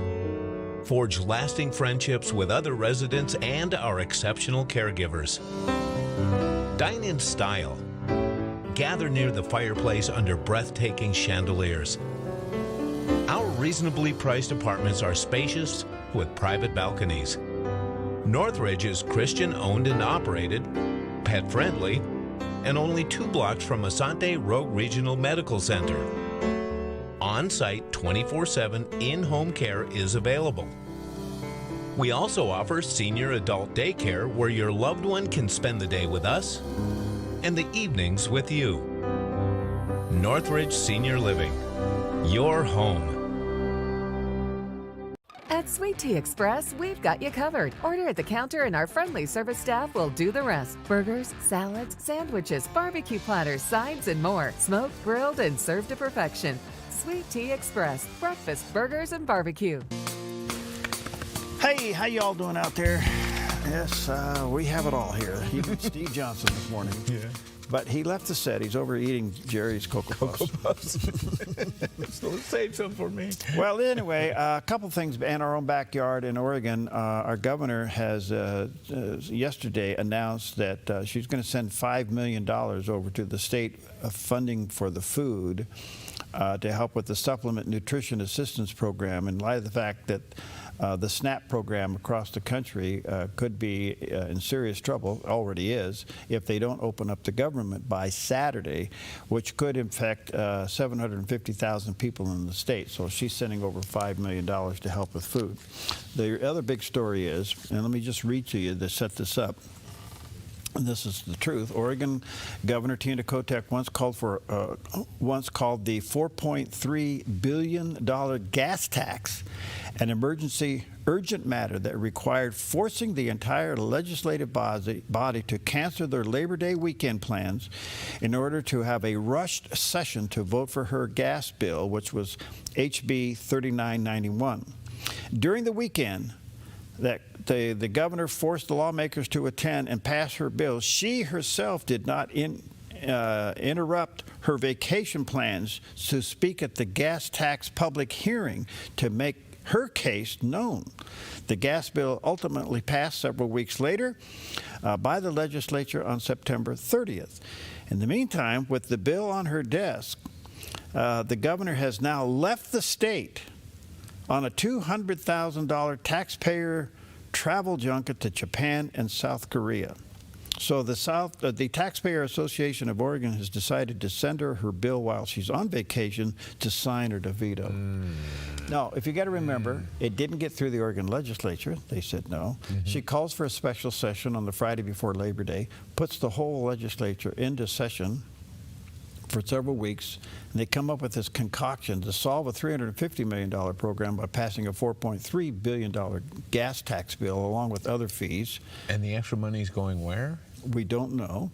I don't know the earmark of the money yet. In the meantime, she decides not to sign this emergency bill because it delays the petition drive. So she hops on an airplane with the First Lady, and they head off to Japan and South Korea for some kind of a junket, $200,000. Wow. And the bill has to be signed by Saturday. Okay. The petition drive to get the bill on the ballot so that it stops its implementation. Those petitions will start to be distributed on Sunday. Okay. So we have less than 60 days to come up with 77,000 signatures to put this bill on the ballot to stop it. So she needs to sign, and she's away. Does she have an auto pen? I don't know what she does. I don't know. I don't know how some of this stuff works. Yeah. I would imagine if she signs it and she's on an airplane and somehow it's all legal. Yeah. But, I'm sure. Yeah, but anyway, she's got to do it. So. Yep, she's going to sign it at the 11th hour. Yeah. Yeah. So I just want to know one thing.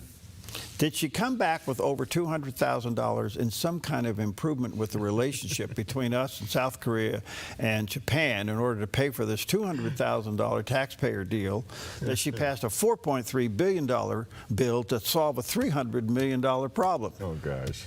This redefines new math. Yeah. All right, let's check out Wall Street for a Thursday morning. Thank you, Preston, one of the solid guys out there. He's just a cool dude. He works hard. Anyway, the Dow's up. He has smart lawn. The Dow's up 220 points this morning. The Nasdaq is going the other way. It's down 149, almost 150 points. And the S&P 500 down 18 points. So kind of a mixed bag. Could be over the fact that they're reducing tariffs on China. Gold's about the same, $4,005 an ounce. Whoa. Wow.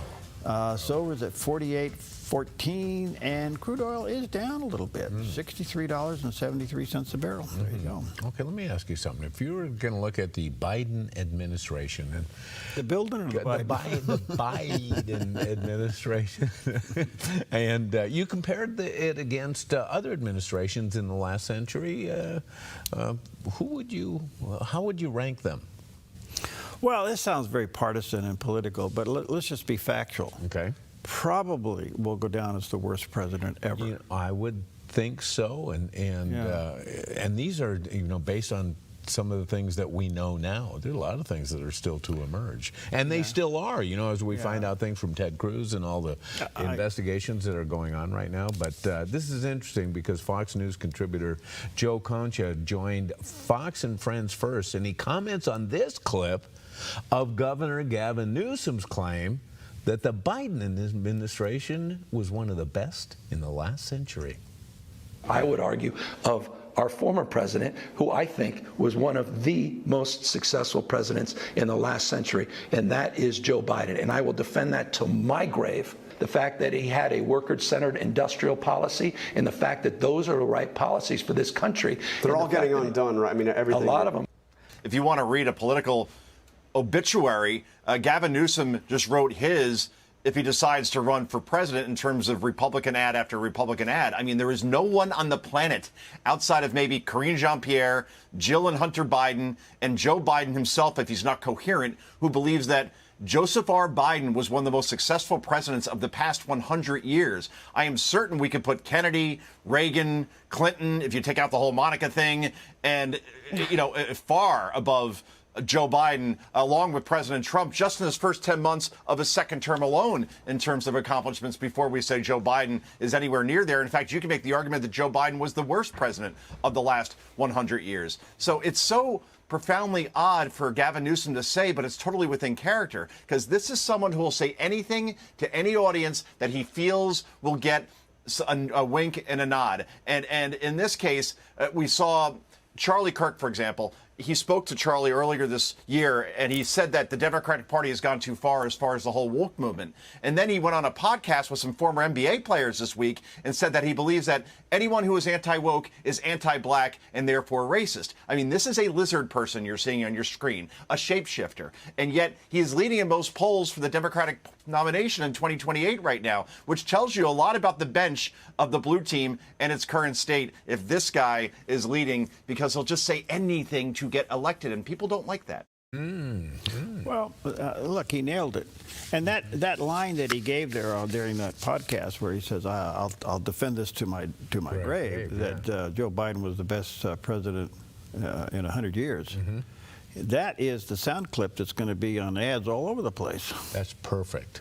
You hit it. Name one person outside of him that's defending the Biden administration. Yeah. Kamala Harris can't get traction. Right. Okay. His former news secretary now is putting out word salads and has backed away from the Democratic Party. Oh, yeah, she left. She's an independent now. I mean, the whole thing is just it's just a can of worms. Not to mention the fact, but when I had Richard Lyons on yesterday, I talked to him. In fact, you can go to the Dove website and watch that interview with Richard Lyons. In my opinion, he gave one of the best summations of what happened when the Democrats didn't get Hillary elected and how they fell apart so fast. Okay, that Obama was the setup, the formation, the framework for this complete socialistic takeover of the country, and she was going to finish the job. And here comes the interrupter, known as Donald Trump. So the only thing they had left was Joe Biden. And he was on a mental and physical decline that he wasn't cognitive to do anything. It's unfortunate for Hillary Clinton. She once was quoted as saying Donald Trump should one day run for president because he's beyond reproach. Nobody can buy him. Nobody can buy him off. Well, he did run. Unfortunately for her, it was against her. Well, it's just an amazing thing. And what's gone on here. So anyway, let's take a look at. We did. Yeah. Okay. Well, just thinking Cocoa Puffs. Cocoa Puffs. There's a little break coming our way. Oh yeah. You know what's over there? Yeah. You know, by the way, folks, we had our open house yesterday, and I want to say thank you. Yeah. Literally hundreds of people came. Yeah. This place was packed. Mm-hmm. And, you know, and if you haven't seen it, call us sometime. We'll make arrangements for you to come take a look at it. But yeah, it's really an amazing thing what God has done here through you, our viewers and listeners. And the only thing we wanted to say is come take a look and say thank you. And thank you, yeah. We had food everywhere. It was great, and that was all provided for us. So, but guess what? There's some left over there. Over there. Yeah. Okay. So now, in the very near future, part of our new studio, you have to see it. Look, I will say this. I think we broke the mold on every television studio in the world. I think so too, yeah. I really do. Yeah, I don't think there's one like this. Yeah. Okay? Yeah. Who else has a gourmet kitchen in their studio? Right. We do, Yes. right there. Yeah. Okay? We just haven't put lights there yet. You know. So as soon as we get some lights there, we'll show it to you. You know, some folks are watching for when we're chewing when we come back from break. Man, hey, we're human. We're hungry. You know. People want to know why we're not starchy like the other guys on the networks. Yeah, why aren't we? Yeah, why? Why should we be? Okay. All Yeah. right. What We're human. We like. Wait a minute. We like pumpkin pie Here's and the Cocoa deal. Puffs, huh? How could we be? I don't know. All right, we'll be right back.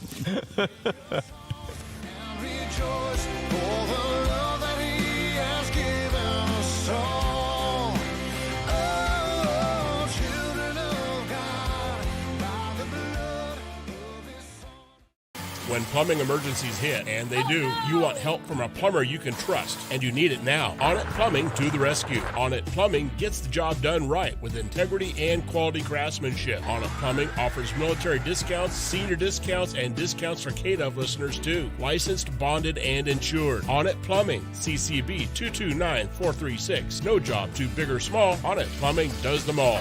See us at onnitplumbing.net. onnitplumbing.net. I'm Susanna, and I contracted KA Designs to do custom cabinets throughout my house. We chose a really beautiful maple wood that really creates like a nice airy space. Everything was custom, and it was really cool because I got to literally see it come to life in person. We love to entertain, and we have a large family, so it just, everything came together perfectly, exactly what I wanted. I highly suggest KA Designs if you're looking to design your dream house. Go check them out in their showroom. You will not be disappointed. Hi, I'm the SOS Alarm Guy, here to tell you about a great deal. SOS Alarm will not only beat any internet deal, but will install the system too. So burglars, beware. SOS Alarm for security and beyond.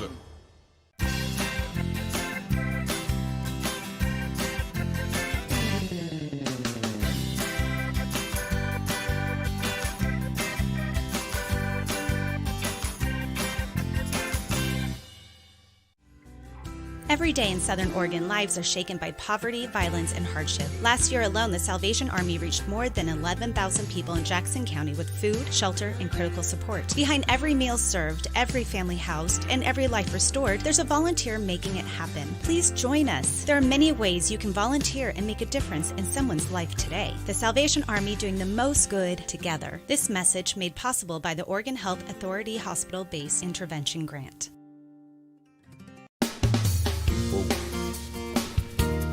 Well, I just learned something. Yeah.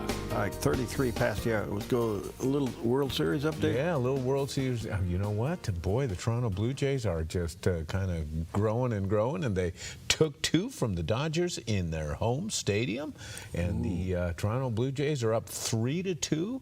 All they need is one more win, and they could get that as they go back home and resume the series tomorrow. Yeah, so wasn't all the money on the Dodgers? Oh, you know, if I was a betting man, that's where I would have put my money. So 3 Dodger dogs up against 4. Yeah, and it's interesting too. I heard the announcers that starting to talk about why the Dodgers, who are expected to win this, aren't performing at the level that they thought. It's interesting to hear the excuses come before the series is over. That's not good. What do you think? Too much confidence? No, too much time off between they sealed the deal on their division series early, so they had like 8 days off or something like that. Oh. And they're saying, players need to keep playing, and stay in sync and all that stuff. So it's just a bunch of excuses. Okay. Well, when you're losing, you look for them. All right, good morning to you. Well, listen, in the meantime, back at the Middle East, things are pretty tense over there, and Prime Minister Benjamin Netanyahu says, we will strike back. So let's check in with CBN News Watch. This is CBN News Watch. Well, we began in the Middle East, where Israel says it eliminated some Hamas military leaders in Tuesday's airstrikes, including some involved in the October 7th terrorist attacks inside Israel. Israeli Prime Minister Benjamin Netanyahu visited U.S. troops at a base in southern Israel Wednesday, saying the shared goal with the United States is to create a different Gaza that no longer poses a threat to Israel. He stretched that Israel has the ability to act in Gaza. Israel says Netanyahu informed President Trump of those strikes before they were launched. Israel attacked Hamas positions after an Israeli soldier was killed in a sniper attack. Our CBN News Middle East Bureau Chief Chris Mitchell is with us now live. And Chris, Israel says the ceasefire is holding for now, but Netanyahu making it very clear that Israel has the right to strike back. So does the Israel military expect more battles with Hamas? I think they do, Brody. In fact, Israel Defense Minister Israel Katz said that they had a comprehensive plan to go back and actually retake Gaza if need be. But right now, they seem to be employing what they would call the Hezbollah model. What happened after the ceasefire against Hezbollah in southern Lebanon last year, they reserve the right to strike out any violations of the ceasefire. And they've been doing that almost on a daily basis in Lebanon. And now I believe that in Gaza, they will reserve the right to attack any violations by Hamas of the ceasefire. And they have eliminated, several dozen terrorists because of that. But I think I think we can expect, Brody, this on a regular basis. Anytime Hamas violates the ceasefire, I think you're going to have a robust response by Israel and the IDF.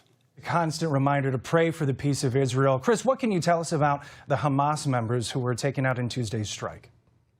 Well, it was a pretty dramatic strike right now. They had 2 battalion commanders that were eliminated, 2 deputy battalion commanders that were eliminated, about 30 terrorists in all, and 1 in particular that was involved in the October 7th massacre in 2023. Remarkable that Israel is being able to track these terrorists all the way from October 7th to today and eliminate them. And I think that was a pretty robust strike against many of these Hamas leaders that obviously were probably gathered together in some sort of bunker. But this is pretty another strike against the Hamas leadership. However, Brody, they just keep coming. Many times they have replenished many of their fighters throughout this 2-year war. But I think we can expect to see more strikes by the IDF as Hamas continues to violate the ceasefire. Even the Qatari deputy prime minister admitted that Hamas was violating the ceasefire in some measure. So you don't expect this ceasefire to hold its stance? It's shaky at best, is that right? It's very shaky, Brody. I don't think it will last, and I think Hamas actions from the very beginning of the ceasefire, talking about the fact that they're not going to disarm, like phase 2 of this 20-point plan says they should. They also believe that they're going to have some sort of role into the post-war Gaza. So I don't think many people in Israel expect that this ceasefire will hold in the long term based on the history of what Hamas has been doing to either violate the ceasefire or have a whole different attitude towards what the ceasefire means. Many times, Brody, they just talk about this as what they call a hudna, which is a temporary ceasefire so they can replenish, rearm, and then plan their next attack against Israel. So a whole different way of how Hamas looks at this ceasefire and Israel and the United States. Of course, that makes sense. The focus has obviously been on Hamas in the last few months, but is Israel still dealing with Hezbollah to the north? Yeah, and as I mentioned, the Hezbollah model, Brody, is something that Israel has been employing ever since the ceasefire. Any violations they see by Hezbollah, they've been attacking, and almost on a daily basis. It's not well reported in the news a lot, but the Hezbollah infrastructure, any operatives that are working there to rearm and regroup in southern Lebanon has been attacked on a nearly daily basis.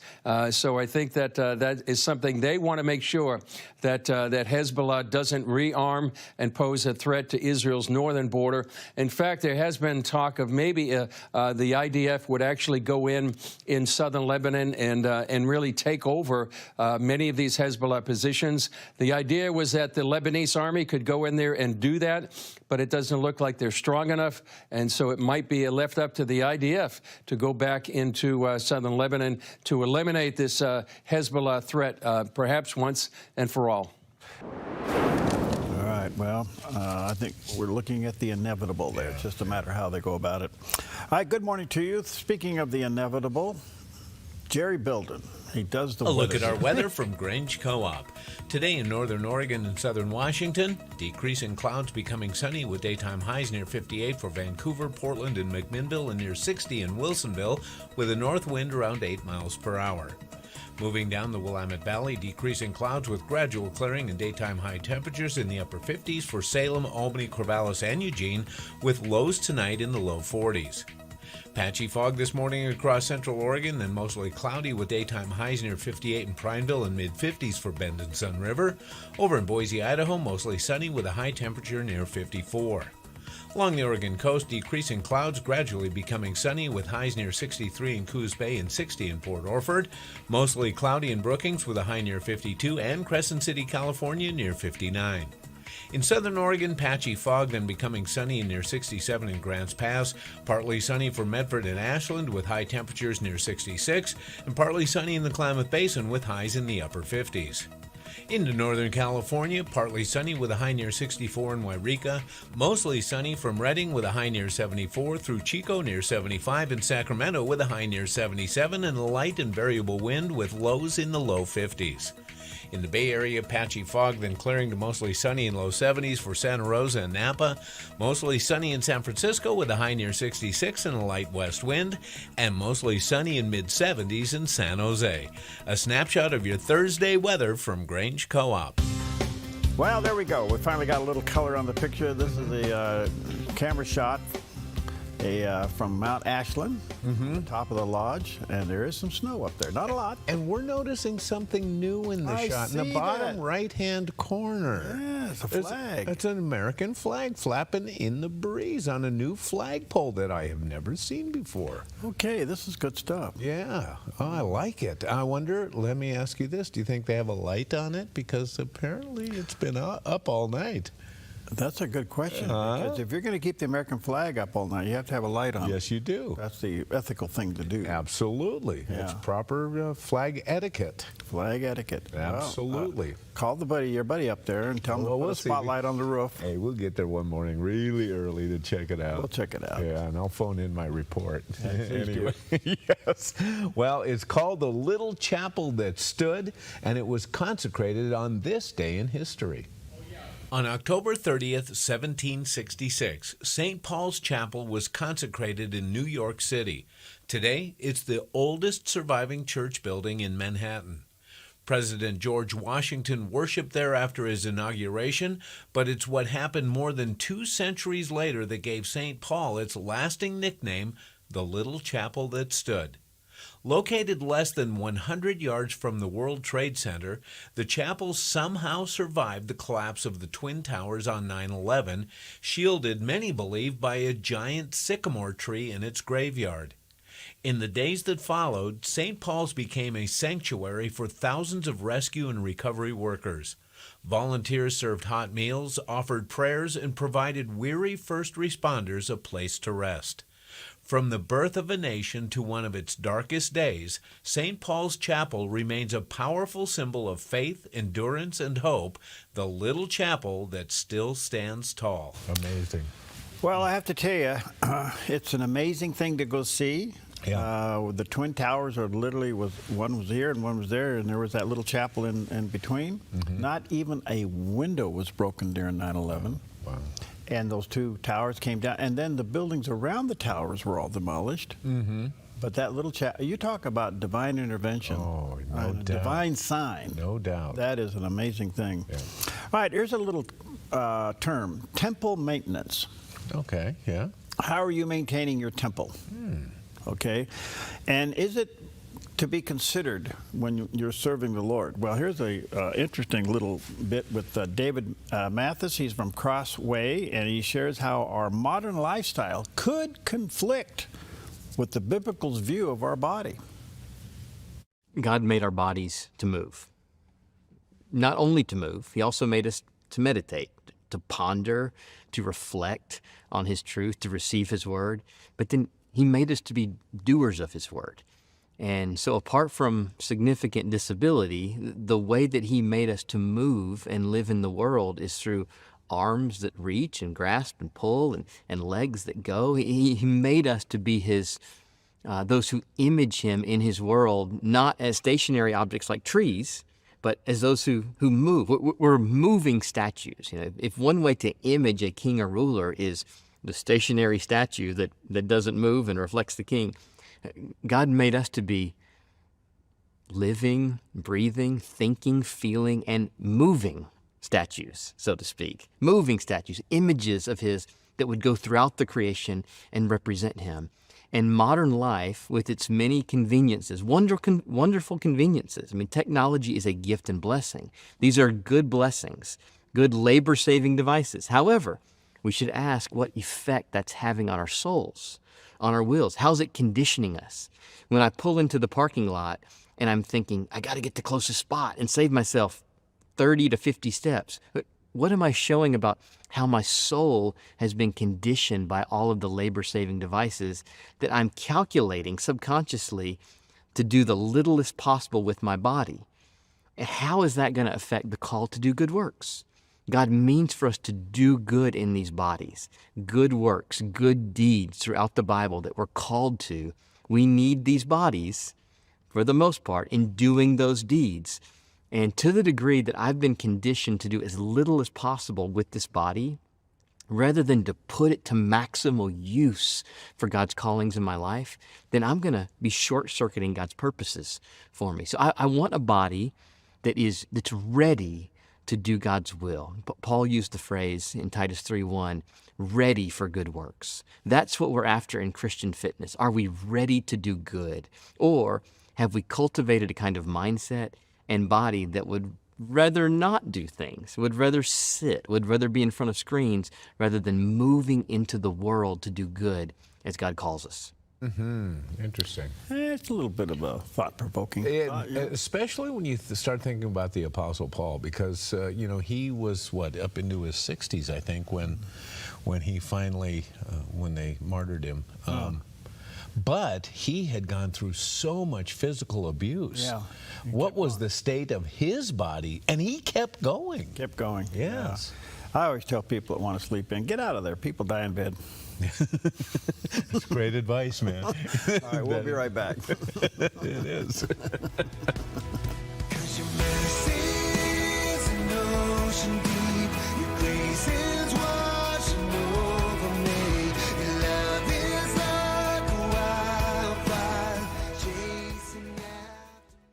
At Rogue Hearing in Phoenix, we help you hear life again, clearly and comfortably. From expert hearing tests to custom aids and more, the team at Rogue Hearing delivers care you can trust. Rogue Hearing in Phoenix at the shops at Exit 24. Personalized hearing care right here at home. Welcome home to the Dove, an encouraging place, an informative place, a safe network for your entire family, offering hope. Welcome home. The Dove's mission is to be a beacon of truth, providing authentic faith-based content to those seeking Christ and those faithful, from a who's who of respected Christian teachers. Welcome home to the Dove. The Dove Network, broadcasting and streaming reliable, trustworthy news, information, and talk. Featuring Mornings on the Dove, Focus Today, CBN News, and other current affairs programming to stay connected. The Dove Network, a trusted friend, enriching your faith with reliable, inspiring content and spiritual resources that will change your life forever. Welcome home to the Dove TV, radio, and the Dove.us. The Dove, Encouraging and informative, you are welcome here. Luke is said to have written detailed biblical accounts from those who knew Christ. We need to get these traditions down before we lose the eyewitness accounts. But when the historical accuracy of his work is tested, does it hold up? In 1881, Ramsey set out on his first trip to follow in Luke's footsteps and prove his unreliability. And he began his work believing he'd find Luke wrong everywhere. Thursday on the 700 Club, right here on the Dove TV. Hi, I'm Sherry Breslin with Rogue Valley Security. Whether it's alarms, cameras, keyless entry, or even Starlink, we tailor solutions for your home or business. We believe in professionalism, excellence, and integrity. Every job, every time. Visit RogueValleySecurity.com. We're back. All right, here we go. Jerry's decided to leave the show. He'll be back. Yeah, it's just a Cocoa Puff. Well, he'll be back when the snow melts. Okay. It's okay. I had Lee Strobel on the other day. Lee is going to be the keynote speaker this Sunday evening at the church in Grants Pass and Edgewater. Edgewater, excuse me. That's right. And what an honor to get one of the most recognizable apologists in the world to come to Southern Oregon. But he loves Oregon. He talked about how he loves Oregon. Anyway, he wrote the book on his own story called A Case for Christ. As you know, he was an atheist that came to Christ. But he's written a couple of other books, The Case for Miracles, The Case for Heaven. So here he talks about why he believes in miracles. Well, in my book, Seeing the Supernatural, I have a chapter on this. I did a book called The Case for Miracles. And by the way, there's kind of some news. On December the 15th, we have a motion picture that will be showing in movie theaters around the country called The Case for Miracles. Whoa. And you'll see documented miracles in that film that are absolutely mind-blowing. So I hope people come out for that December the 15th. It'll be in theaters for 3 days. Okay. But, I think miracles do a couple of things. First of all, they tell us that God is still active. God is still in the miracle business today. It tells us there is a supernatural realm. There is a realm beyond what we can see and touch. And so in my books, I don't deal with just miracle stories that you hear in the halls of church or read on the internet. I'm looking for stuff. Many of them are published in peer-reviewed medical journals, documented by medical researchers. I'll give you one quick example. There was a woman who was blind for 12 years with a condition that was incurable, never been cured before. She walked with a cane. She went to a school for the blind. She learned how to read Braille, and she married a Baptist pastor. And one night they're getting ready to go to bed, and he comes over and he starts to cry, and he puts his hand on her shoulder and he starts to pray, and he says, Lord, I know you can heal my wife. I know you can restore her eyesight, and Lord, I pray that you do it tonight. And with that, she opened her eyes and saw her husband for the first time. Whoa. She said, I was blind until he prayed for me, and then just like that, I could see perfectly. Said it was a miracle. After years of darkness, all of a sudden I could see, and that eyesight remained for the next 50 years of her life. And it was documented by 4 medical researchers and published in a peer-reviewed medical journal, the only case of its kind of anybody being healed of the supposedly incurable condition. So that's one example, and you'll see that story in the movie. I write about it in my books, multiple cases like that are inexplicable. And so here's my thinking. I think we can believe a miracle has occurred if we have solid medical documentation, if we have multiple credible eyewitnesses who have no motive to deceive, if there's no credible alternative natural explanation that can explain it away, and fourth, if it takes place in the context of prayer. And I think that's reasonable to conclude as an investigator that something miraculous has taken place, and God is still in the miracle business. We actually did a national survey where we asked American adults, have you ever had at least one thing in your life that has happened that you can only explain as being a miracle of God? And 38% said yes. Now, if you were to rule out 99% of them and say, no, you think it's a miracle, it was just a big coincidence, let's just arbitrarily rule out 99%, that would still mean there'd be 1 million miracles just in the United States. Wow. Great point. Yeah. So the movie's coming out December 15th, The Case for Miracles, and I'm going to have him back to talk about this further. I want to make sure that Christians begin to believe in miracles again. Yeah. His own life is a miracle. Yeah. How do you go from atheist to apologist? Yeah. That's a miracle. Right. Okay, most miracles are now associated with some kind of a physical thing, and I get that, and that's probably the most, the one that's recognized the most. But what about circumstantial miracles? Yeah. What about change of hearts? Right. What about conversions? Right. These are miracles. Yeah, what about change of direction in your life? There you That's go. instigated by, yes, absolutely. So anyway, we'll get him back. He's wonderful. He'll be here in Southern Oregon Sunday night. All right. Fantastic. Well, if you've ever gone through any kind of surgery, you'll appreciate Denise Bacon, who played the clarinet during her own brain surgery. In England, a woman regained her music right in the middle of brain surgery.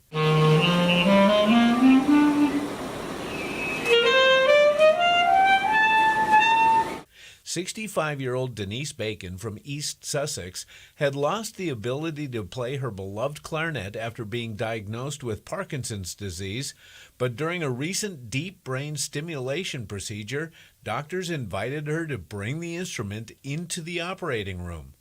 Awake under local anesthesia, Denise played for the first time in 5 years during her 4-hour operation as surgeons adjusted tiny electrodes inside her brain.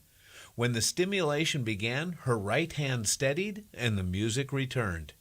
Doctors called it a remarkable success, and Denise says she's already seeing improvements in walking and hopes to dance and swim again soon. A powerful reminder that sometimes healing isn't just about medicine, it's about finding your rhythm again. Huh? Well, look, isn't that a miracle? Yeah. And God used the surgeons to do it? Absolutely. That's a miracle. Absolutely. And you know, how many times have we said that prayer? Lord, guide the hands of the surgeon, Yeah. let a miracle take place Oh. through. Yes. That's beautiful. Yes, indeed. What a story. Thank you for getting that. All right, Gospel of John, chapter 15, verse 13. Greater love has no one than this, that someone lay down his life for his friends. That's what Jesus did for you. That's the gospel in a nutshell. Take that with you today as a short reminder. John 15, 13. And may that snow last for a long time.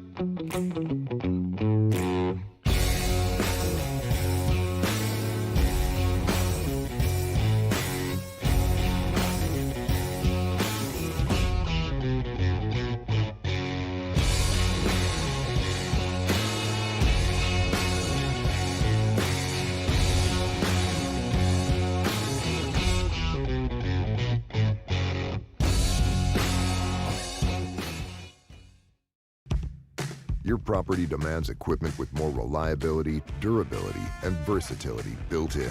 Kubota equipment is ready to get the job done right.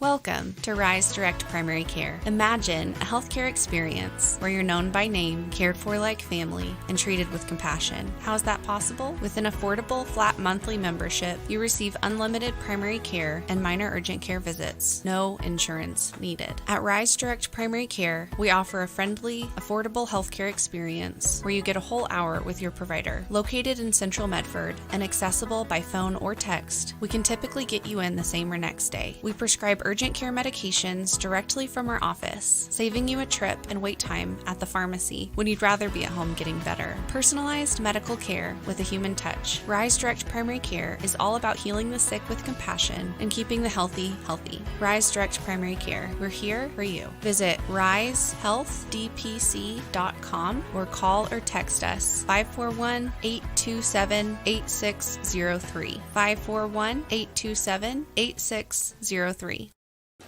Put your gold in an envelope, mail it. Hopefully you get a check. Nah. Father and son jewelry, bring your gold in, we weigh it, we check it, we make you the offer. Or turn you something old into something new. Whether it's an idea, a picture, or a piece you want to duplicate, we can melt it down and make it for you. If you find your perfect piece in store, trade your something old for something new, and you always get a little extra. Visit Father and Son Jewelry, 5 generations of family in Medford. Piercing the darkness with the light of truth. Pathway to Victory with Dr. Robert Jeffress on the Dove TV. Encouraging and informative.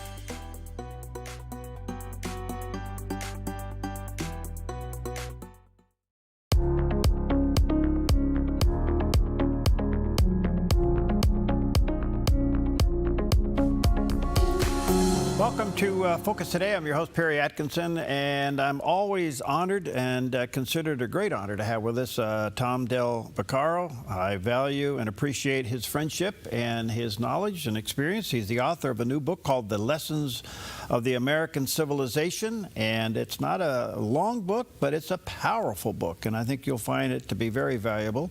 He's a former chairman of the California Republican Party, so we share those dirty T-shirts. He's the author of 2 historical perspectives, The Divided Era and The New Conservative Paradigm. He's also a columnist for Fox News, Fox Business, Epoch Times, and the publisher of the politicalvanguard.com. Tom does have his own website, tomdell.com, and there's a picture of that landing page. Brother Tom, good to see you, friend. How are you, bud? I'm doing great. If I could hijack this segment for a minute. My mother survived 7 cancers. She eventually died of something else. I'm going to tear up just talking about this. But after 5 of them, she went out and not created, but and made very large a ministry in the Bay Area helping unwed mothers from the moment they came to her to conception with her local church. She became Catholic Diocesan Woman of the Year and was recognized for Pope Benedict. So when you ask, are there miracles? I can't, I'm not saying that she should have sainthood for all that she did, but how do you survive all of that to go on to help so many? That's my personal experience. And twice she was on medical in the hospital where doctors had essentially given up on her and she came back. So that's my experience and why we should cherish life and hold on to it, life with a capital L, as best we can. Thank you, Tom. Thank you, because part of my new mission here is to help all of us believers to strengthen our faith and to seriously consider that we do serve a miracle-working God. And it may not come out the way we think it should, but at the end, when you look back, you realize there is literally divine intervention. And we got to recognize that. Certainly George Washington believed that during the Revolutionary War when he was on Long Island. A very rare fog came after they were being pursued, and he was able to leave Long Island for Manhattan Island. And if that fog hadn't have been there, they would have been wiped out in all likelihood, and the revolution would have been over. And George Washington certainly believed in miracles. So we need people. Remember, there was a song when you and I were kids about what the world needs now, and the answer was love. But in truth, I think it needs people who actually believe. I was amused the other day. I saw a video of Christopher Hitchens talking, the atheist, talking about, well, there is no God. Otherwise, why was he so incompetent and allowed so much suffering, and on and on and on? Mm-hmm. To which I shake my head and say, well, it turns out that even though when I hold my new son and he smiles at me, I think there's heaven on earth, earth isn't heaven. Mm-hmm. And if everything was perfect, there'd be no point to all of this. So, there is humans, there's free will in my beliefs, and trial and error. And the whole point of life is, well, we don't have to get too deep into that, but certainly we need more people who actually believe. And when I'm on the East Coast and I see Hasidic Jews, I often stop them and say, please hold on to your belief. Yeah, good stuff. Good stuff. I want to turn our attention to some things you've been writing about, and that is Governor Newsom now with higher political ambitions. But I want to play a clip that I had earlier this morning.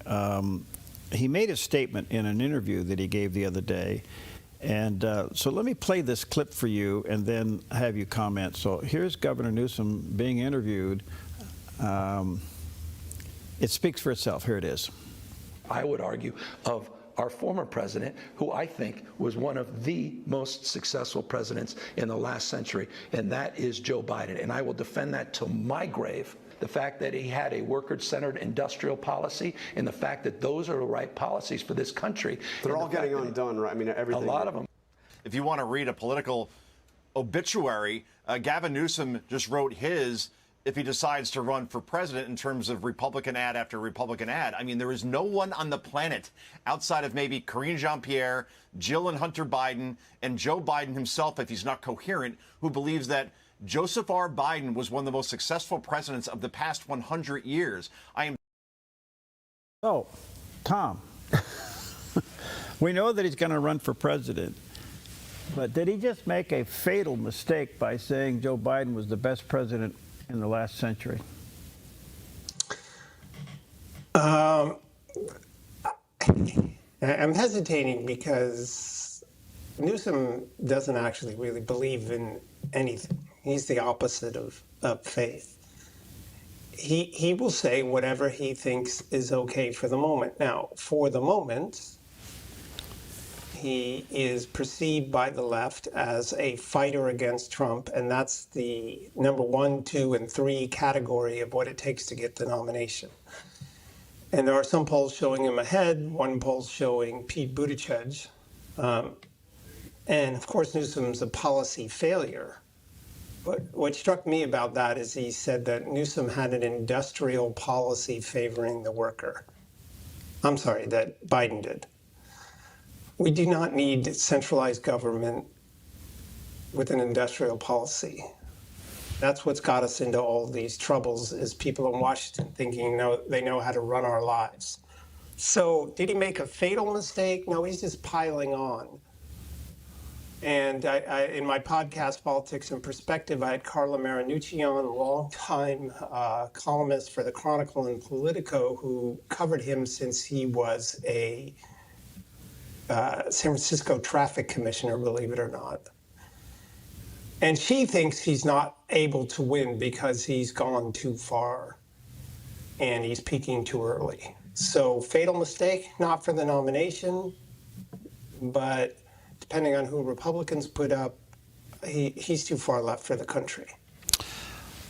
Okay, so let's step back a little bit. How would you describe, with your experience and knowledge and being there, how would you describe the condition of the state of California today? It is a triumph of capitalism in certain sectors, and it is the most blessed square footage in the world, and it is proof of what dumb policy can do to hurt all of that. It's last in the country in opportunity, last in affordability, number 1 in poverty, in the high 40s bad in education and crime. And I don't know what other metric you would want to consider if you were choosing someone to lead at a higher office. To be sure, Newsom inherited those things, but he has not improved any of them. So why would I hire someone who has no marker of success. Okay, but the left is desperate. They have nobody. Governor Newsom seems to be positioning himself to be the Trump of the left. In other words, talk tough, be tough, act tough, say tough things. With dumb policies, though. I understand that. I understand that. I mean, he just made one in that interview. But the point being is that all they got? Is that the left? I mean, does Cory Booker come out? Does Pete Buttigieg? Who else is going to show up and give them a run? So think about who the Democrats at this moment in time are pushing in offices. You have, in New Jersey, you have Mikey Sherrill, who has really no executive experience whatsoever to be governor. Spanberger in Virginia, same story. Mondami in New York City has never had a job. Newsom, who has no successful executive experience at any level, but he gets to be governor. In my latest Substack piece, I remind people that there was a 2018 article in the Sacramento Bee. You know that's no right-wing conspirator operation. There was an article that said that he is the perhaps best example of white privilege, no record, but we push him forward. So the Democrats have no successful executives because in the last 30 years, their policies have been far left government centric, and those always fail. So when people ask, who are their candidates? The answer is they're demagogues, because that's what happens to parties in the socialist when they become socialists. They only have demagogues. They have no record of success. Sticking with California just for a moment, you have an election coming up, and on that ballot is something that Governor Newsom has pushed, and that is the gerrymandering of what I don't know how you take a blue state and redistrict it to become more blue, but he's trying to do that. But what was interesting to me is that the survey showed 56% of Californians do support that. I thought it would be a whole lot higher. Is that measure in trouble? It's going to be very close. So my group, Election Fairness, as we speak, is contacting voters, Republicans, to get out and vote, because Republicans wait till the last day to vote, which has proven not always a good idea, especially in California. So there are a lot of Democrats who don't like Newsom. In fact, a majority say he shouldn't run for president. And so they have a jaundiced view of him. And so it should be close, barring no shenanigans, and it could lose, but there's a lot of people out there saying it's going to win in an effort to discourage Republicans.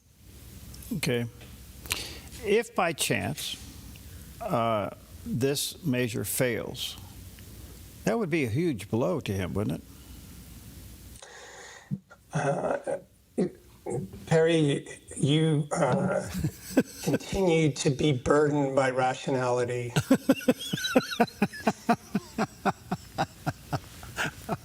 You would think. The answer is they run Don Quixotes with the same level of success that Don Quixote had. Yeah, okay, I get it. A couple of other questions before I change here a little bit. How bad is the homeless situation in California? Well, he spent $24 billion on it, and it went from 55,000 to 100-something thousand. So imagine what he could do for the country. In pockets, it's exceptionally bad. Ronald Reagan once said that government doesn't solve problems, it institutionalizes them. The person who's the head of homelessness for LA County makes more than the President of the United States. Government is a business. These programs are employers on the left. So it is bad. It is not getting better. because in the immortal words of the movie, now I'm going to forget, Kevin Costner movie, if you build it, they will come. So it is bad enough to discourage business from the major cities. All right, let me take a rational and reality Field break. of dreams, field of dreams. Let me take a... Which California is no longer. Okay. All right, let me take a quick, let's see, rational and reality break. And we'll be right back. Get a hold of Tom. TomDell.com is his website, but also get a copy of his book. Look, this is a pocket... you talk about rational reality. The Lessons of the American Civilization. There's a picture of the cover of the book. It's not a big book. It's not a long book. It's a powerful book. You'll end up writing. In fact, you probably end up speaking from it. Just make sure you quote and give him the credit. We'll be right back.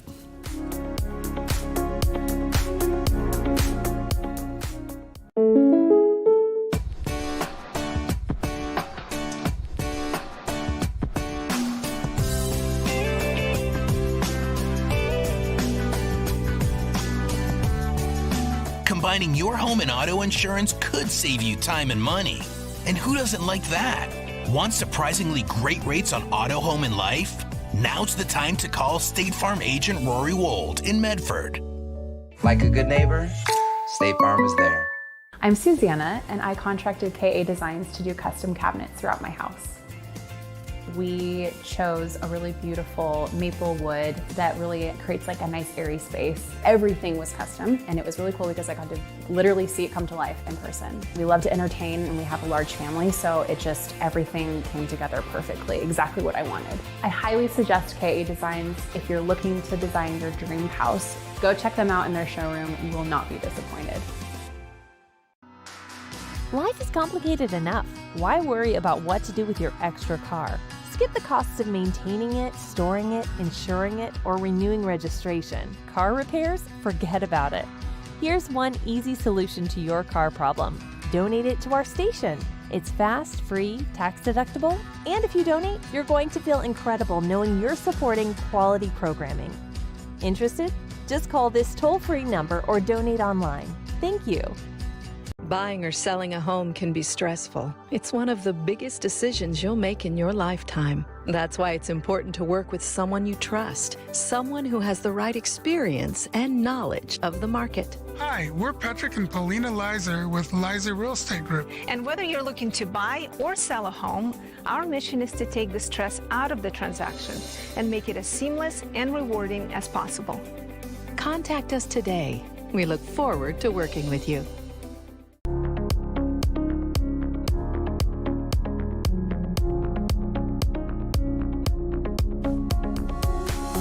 All right, welcome back. An honor to have with us Tom Del Baccaro's with us. You might want to check out his book. I think you'll find it to be a real resource. It's called The Lessons of the American Civilization. He also is a columnist for Fox News, Fox Business, Epoch Times, and he's the publisher of the Political Vanguard, politicalvanguard.com. There's a picture of the cover of the book. He does have a website, tomdell.com. Tom, before I leave all the California interesting things, I'm very familiar with the state, born and raised in Sacramento. I started my broadcast career there in Sacramento at KCRA when Governor Reagan was governor. He'd come into our studio on a regular basis. I always admired his shiny shoes. What a great experience. Yeah. I flew the traffic plane there for many years, and so that's my hometown. Duck hunted where the airport is, so I know that area very, very well. I still have family down there that's slowly exiting, some who've been in the agricultural business for quite some time. With the fires and the crime and the nonsense, they literally can't afford the insurance to stay in business, and yet insurance companies are leaving. Is it really that bad? Yeah, buying a new home in California is not just a function of finding the house, but it's also whether you can get insurance for the house. Because California for more than 2 decades did not engage in proper management, not just of forests, but of wooded areas, insurance companies are on the hook for these fires, along with often energy companies, PG&E and otherwise, although Newsom let them off the hook a little bit there in this last budget. So yes, it's a difficult issue. You have to, in the old days, you bought a house and you assumed fire insurance for that. You can't make that assumption now.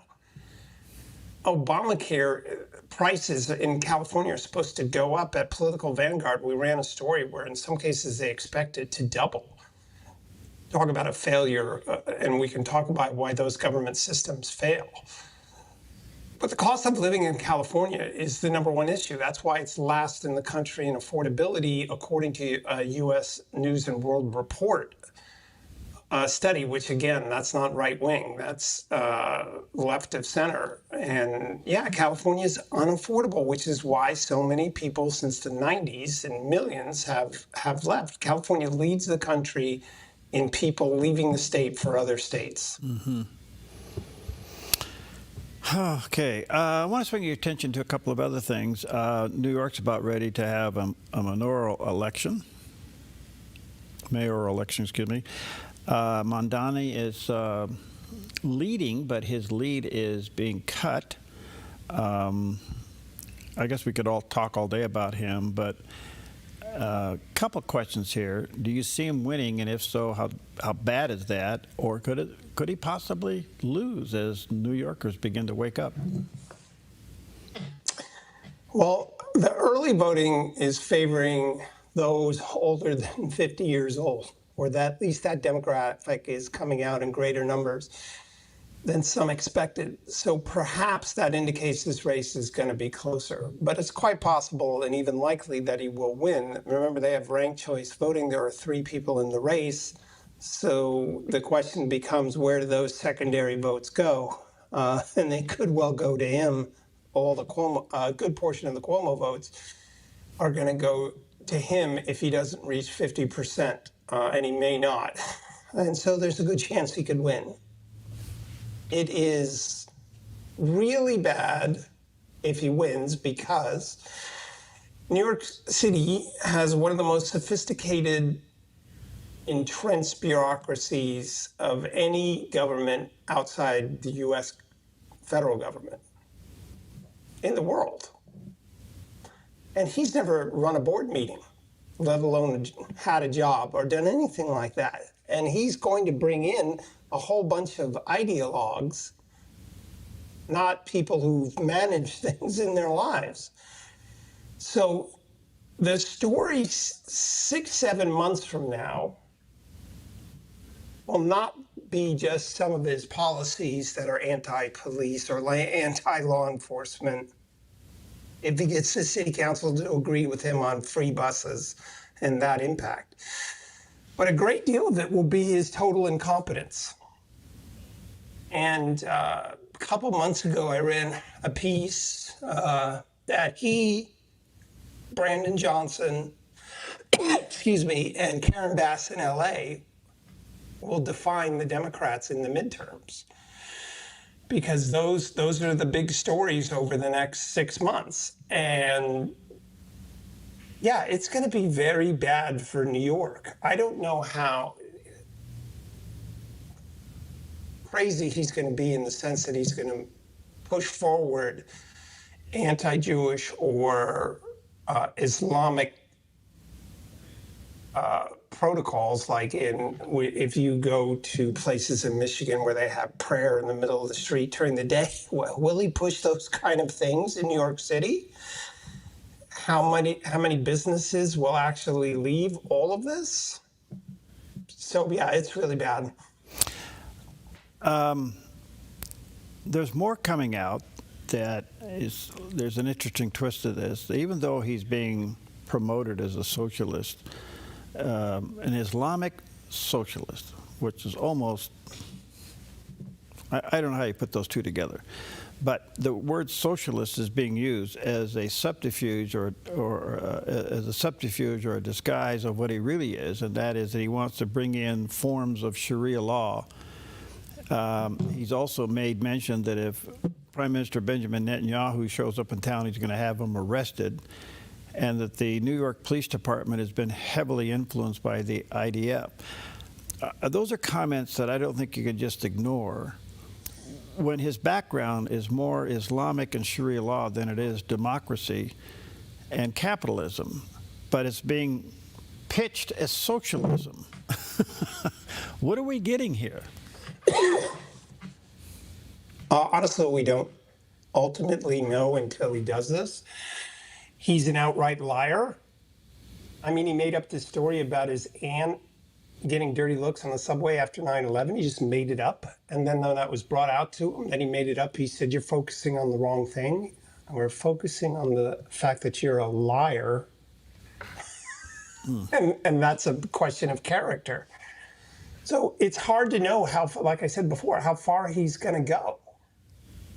But New York City is arguably the most important city in the world. I realize Tokyo's got 30 million, but New York is a big financial center, and businesses are fleeing, and so are people. So this is bad for the U.S. economy if he does half of what he wants. Now, I don't know if he's going to be able to get much done at all because of how incompetent he is, and I think he will lead with his social agenda, if you will, as opposed to like social justice related to the police as he defines it and all of those things. Nothing really beneficial for the city, and that may ground him to a halt. I don't know. Where does Wall Street go if it decides to pack up and leave? Well, there's more people in the financial sector in Texas than in New York. When you and I were kids back in the early 30s, that wasn't true at all. So that's already a truth. A lot of hedge funds have moved to Florida. You saw a huge hedge fund leave Chicago for Florida. So Florida and Texas is your answer. One last question, Tom. Again, thanks for your time. When does California hit the wall? It bottomed out. It's bottomed out on crime. Depending on who the next governor is, it could well be during those 4 to 8 years. Katie Porter has no executive skills if she somehow won. But the argument against that is if this Prop 50 passes and redistricting occurs as they envision it, more and more people are going to leave. And so there's just not enough votes to stop them. But there also needs to be a vibrant Republican Party that provides an alternative. And we haven't seen that yet because so many Republicans, dare I say, have lost faith. I hear you. Experience that. I get it. Tom, thanks for your time. We value it greatly. Thank you for sharing your faith with us as well. That is just a subtle reminder for us to stay focused where it really counts. Let me say to our viewers and listeners, check out Tom's book. It's called The Lessons of the American Civilization. There's a picture of the cover of the book. Like I said, it's not a big book, it's not a long book, but it's a powerful book, and you will really enjoy it. Thanks, buddy. God bless you, pal. See you soon.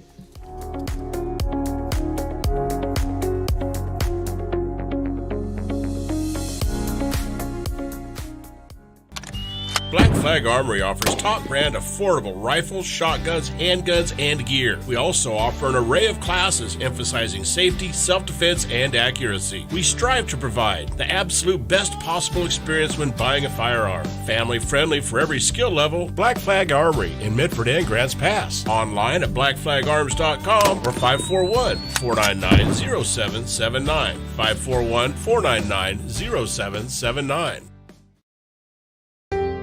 Come fall in love with Northridge Senior Living, where contemporary sunlit interiors meet old world elegance. Walk through our lovely hallways and enjoy the fun staff-led activities. Forge lasting friendships with other residents and our exceptional caregivers. Dine in style. Gather near the fireplace under breathtaking chandeliers. Our reasonably priced apartments are spacious with private balconies. Northridge is Christian owned and operated, pet friendly, and only 2 blocks from Asante Rogue Regional Medical Center. On-site 24/7 in-home care is available.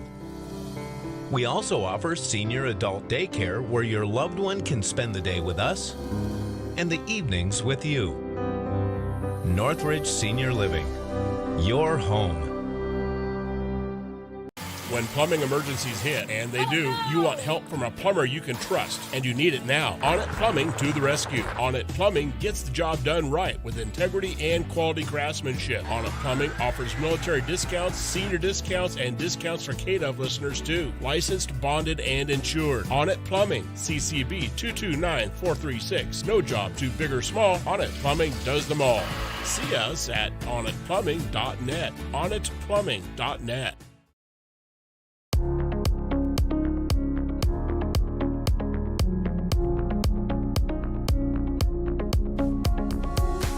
Okay, welcome back. And all this month of October, we've been trying to, we have been highlighting pastors because October is Pastors Appreciation Month. So hopefully you and your church are doing something special for your pastor.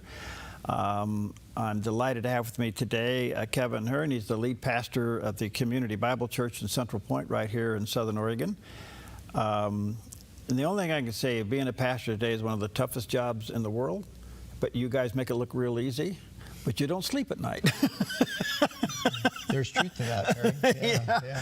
Well, you know, we probably have some similar stories. Yeah. Thanks for coming in. How are you? Yeah, very well. Thank you. Good. You've been, how long now, senior pastor there? I'm in my 3rd year. I've been in Southern Oregon for 14 years. Okay. And was on staff at the church, and then 3 years ago transitioned into lead pastor role. After Pete, and he's enjoying retired life. That's he is. Good. Well, I'm hearing nothing but good things. You guys are growing and going. Give us an update. What's happening?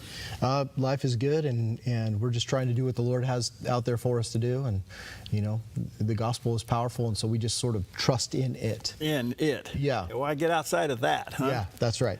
Okay, well, and again, if you're looking for a good church in Southern Oregon, there's one right there, the Community Bible Church in Central Oregon. All right, now a couple things I want to talk to you about. You're currently teaching in the book of Isaiah. Isaiah. You could probably be there for about 10 years. We're planning on about 2 years. Oh, really? Yeah. Really? Yeah. That's a powerful book. Oh, man. How's it going so far? How far into it are you? I think this week is our 9th week. Okay. And we started, kind of right after Labor Day, and it's been powerful. It's been really good.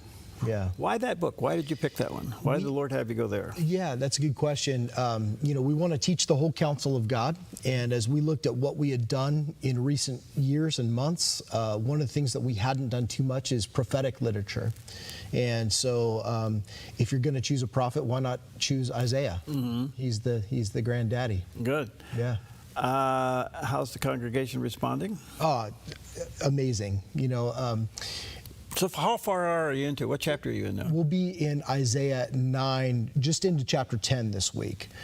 So just the first quarter pull. You're in 8 and 9? Yeah. Well, last week was 8 and 9. Preached about the light and the darkness. And how'd that go? I didn't get to preach it. I was out of town. So one of our elders preached, and he did a fantastic job. And, around every corner is the hope of Christ. Right. Scholars call Isaiah the 5th gospel. I don't know if you've ever heard that. Yeah, right, yeah. And so Jesus is just so present, but also the prophet's message is so relevant for today, because he's talking about societal decline. He's talking about God's displeasure with the people's disregard of him. Okay, so that's very relevant today. Yeah. There's a part of Isaiah, and I'm just being very basic here, deals with fear and confusion. Sure, absolutely. And boy, you talk about an element in our culture. Mm-hmm. Like I said, it's so relevant.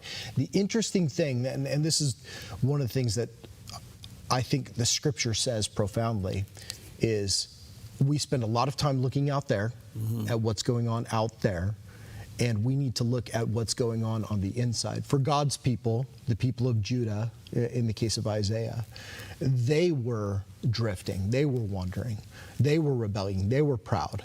And so God has words for them. Okay, I want to dwell on that just for a moment because you in most prayers today is, Lord, give me. Right.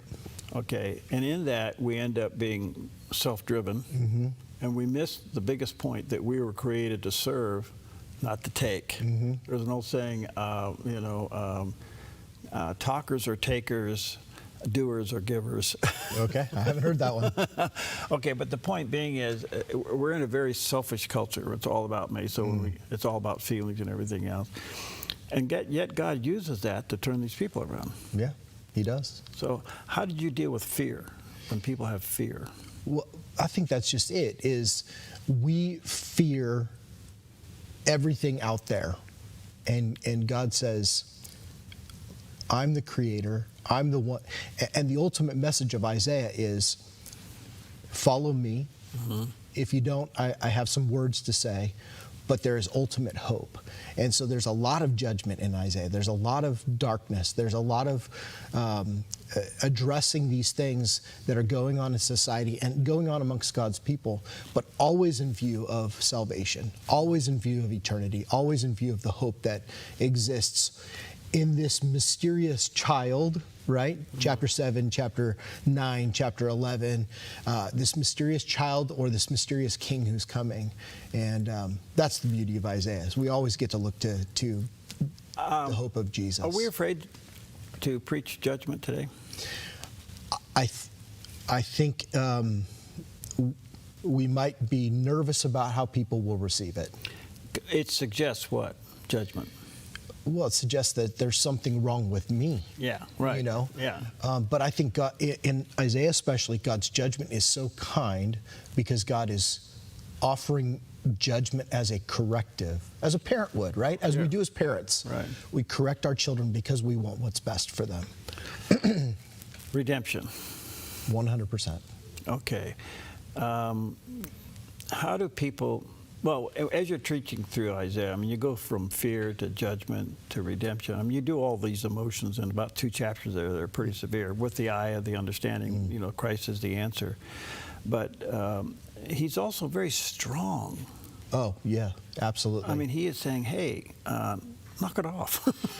We're about to enter, after the new year, we'll enter into chapter 13 to 30, which is kind of, for me, the second part of the book. And it is heavy on the holiness of God.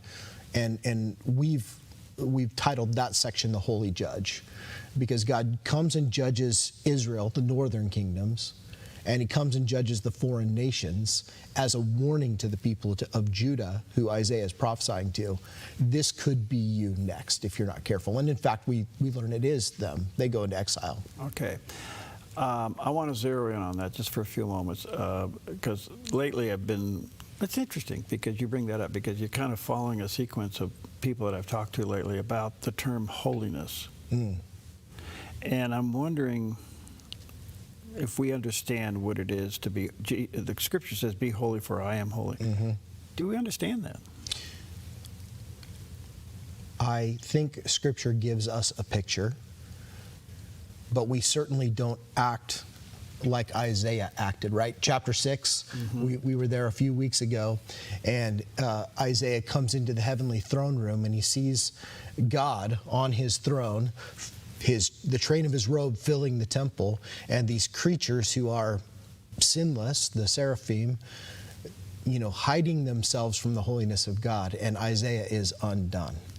Isaiah is undone, and we don't often react in that way, being undone like Isaiah Okay, so was. that's kind of where I wanted to go a little bit. Why aren't we, I don't know if that's the right way to put it, have we lost the fear of God and therefore we have lost the respect of his holiness? I think that's a fair statement. And the fear of God being respect, understanding judgment, understanding the fact that he's pretty serious when he calls us to a holy life. You know, it's interesting. We want the Holy Spirit to live in us. Let's stop at the first word, holy. Yeah. Well, I've used this illustration a number of times over the last weeks. Is you know, if we are, I went to the Niagara Falls recently, and I stood there as thousands and thousands and hundreds of thousands of gallons poured over the edge, and my thought was, what would happen if I got caught up in this. It was beautiful, it was majestic, it was awesome in every sense of that word, but it was dangerous. And I think that is a good, the Grand Canyon, I was there a few years ago. It is immense and majestic and awesome, but it's dangerous if you treat it in a disrespectful way. That's, to me, the holiness of God. Okay, so we're coming back to the holiness of God, and being holy is certainly saying to us that we have to separate ourselves from the appetites of this culture. Of course. And do we understand, and I want to say this gracefully, hopefully it comes out right. Do you think we understand how polluted we really are? And I'm not trying to put ourselves down, but we've been softened to the holiness of God. I don't think we understand. Holy is holy. It's the people in front of the throne today are crying out, holy, holy, holy. They're not saying hallelujah, hallelujah.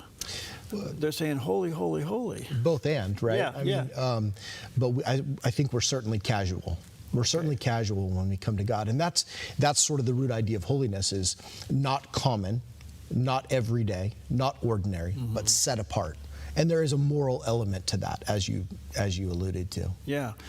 Okay. So in preaching through this, do you sense a spirit of conviction on people? I hope so. That's the Holy Spirit's job. My job is to make plain what the text says and say what God has said. And say what God said to the people of that day, the 8th century BC, and how then it speaks to us today. But certainly people have responded in a way that I've been amazed by. That's wonderful. All right, so is pastoring turned out to be what you thought it would be?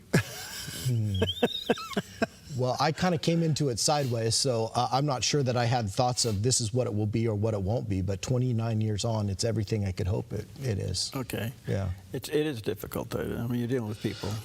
Yeah. It has its challenges. Certainly, and different kinds of challenges. And I know that, your listeners, people of the Rogue Valley especially, are hardworking and they might think, oh, you sit at a desk all day. But people challenges are difficult as well.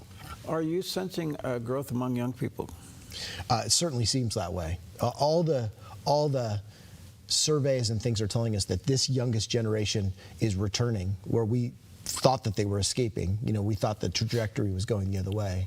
But Gen Z seems to be coming back and having interest in spiritual things. What do you think the draw is? Maybe just to find something genuine and authentic, and that there must be something more. I mean, over the generations we've seen that. There's got to be something more. Yeah. And I think they're feeling that acutely. 4 or 5 surveys out there, primarily led by George Barna's research, that young men are coming to faith faster and by greater numbers than young women. I guess there's explanation for that. But young men, for some reason, are all out. And I think you used the proper word. They're looking for authenticity. And so, but young men are coming in. I don't know if you're experiencing that in your church, but what do you think why men and not women? I don't know that I have an answer for that. Okay. Yeah. I wish I did, but we certainly want to recognize that and see men thrive in the church, because for so long men have stepped to the back, and our godly, gifted women have carried a lot of ministry, and we're grateful for them.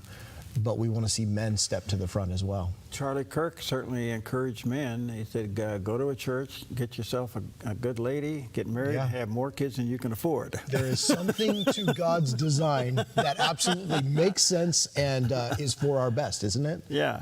So. Yeah, that's right. Just before I take a break, how did you handle the Charlie Kirk situation? Well, we, being in Isaiah, there's lots of opportunities to speak to the culture in the day. And we simply recognized, I was in Isaiah 2 that week, and the recognition is we all long for justice. And so we talked about it in that context. This is something that cries out for justice. And a lot of times our focus is on bringing justice to those we disagree with. And we need to first look at how God's justice comes to bear on ourselves. And so we mentioned, the news of the day, if you will, but moved on to that concept. Good.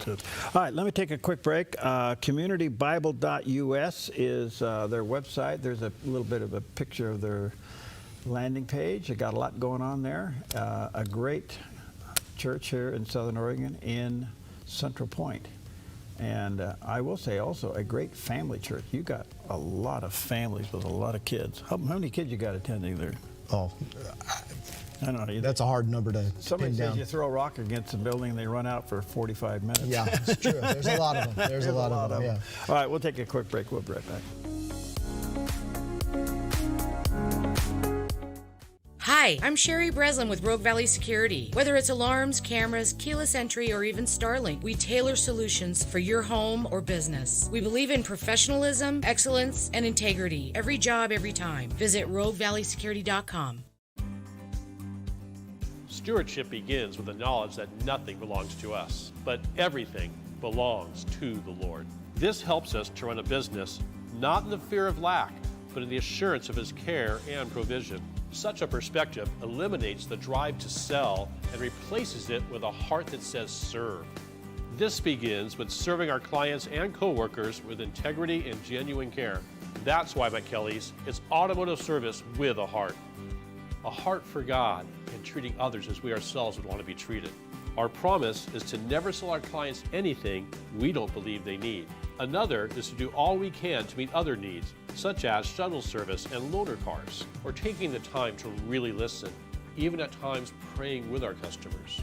Sometimes this means sacrifice, going above and beyond, but that's why I work for Kelly's Automotive Service, honoring God while serving people with honesty and integrity. Faith isn't meant to be hidden. It's meant to be worn boldly, shared joyfully, and lived daily. At WeareYourJesus.com, every piece isn't just clothing. It's a conversation starter. Whether at school, work, or your favorite hangout, your style can point to the hope of Jesus. Visit WeareYourJesus.com today and be bold in your faith. And for a limited time, use the discount code below at checkout to save big. That's WeareYourJesus.com. Wear it, live it, share it.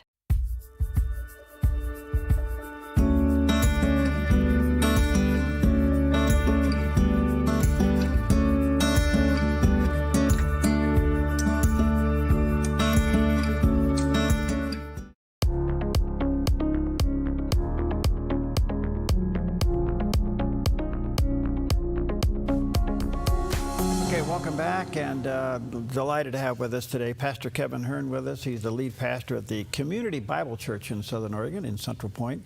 And this month, we've been having pastors come in because October is Pastors Appreciation Month. So if you forgot about it, go out and buy a bunch of Chick-fil-A certificates and slip it to them. Absolutely. You bet. Do that. All right. You're involved in a thing called the Rogue Coalition, which is kind of like pastors coming together here in the Rogue Valley. I am genuinely interested in this for a lot of reasons because I really get the pastor issue in so many ways. Through the years, we have sponsored a lot of these, and I'm glad to see this come together. What's the goal right now? The goal right now is to provide a place for especially lead pastors to be together, talk about issues that we're facing that are unique to us, and to have camaraderie such that we eliminate the competition. And so that when we're speaking to people that are at different churches, we can speak positively about our brothers. So I know that guy. I'm friends with that guy. You know, we sat down last week and we enjoyed a meal together, we enjoyed coffee together, and I appreciate his ministry. So I want to speak well of the other guys who are in the valley who are preaching the gospel. I've looked at this nationwide in several areas, and one thing that comes of it, in other communities that have associations of pastors, and we're talking cross-denomination, I mean, we're all brothers, let's get along here, is that when someone leaves one church and goes to another, that there could be a graceful handoff. That pastor would call that pastor and say, this couple's coming to my church, what's the deal? How can I better serve that? I mean, when we have that kind of cross-pollination, everybody wins. Everybody wins. And especially, you know, it's a win for the gospel because we are doing the same work, we are on the same team, and so our hope is that the gospel of Jesus would succeed in this valley. Not that my church or your church would succeed over another one. Okay. It seems to me, if there's ever a time for pastors to get together and recognize one thing, the fields are white unto harvest. Yes. Do you think we see that? I think that is always the case. Maybe now more so than ever. And you know, I'm praying for revival, and I'm praying that it happens, whether it happens in my church or your church or the other church, just that revival would be imminent. You know, and I'll say this to you, Pastor Kevin, and I, through the years, you know, got a lot of experience. But here's the deal: if I had, and I say this, I had, if we had access to 20 Christian, biblically based counselors. And I went on the air today and said, we can offer counseling.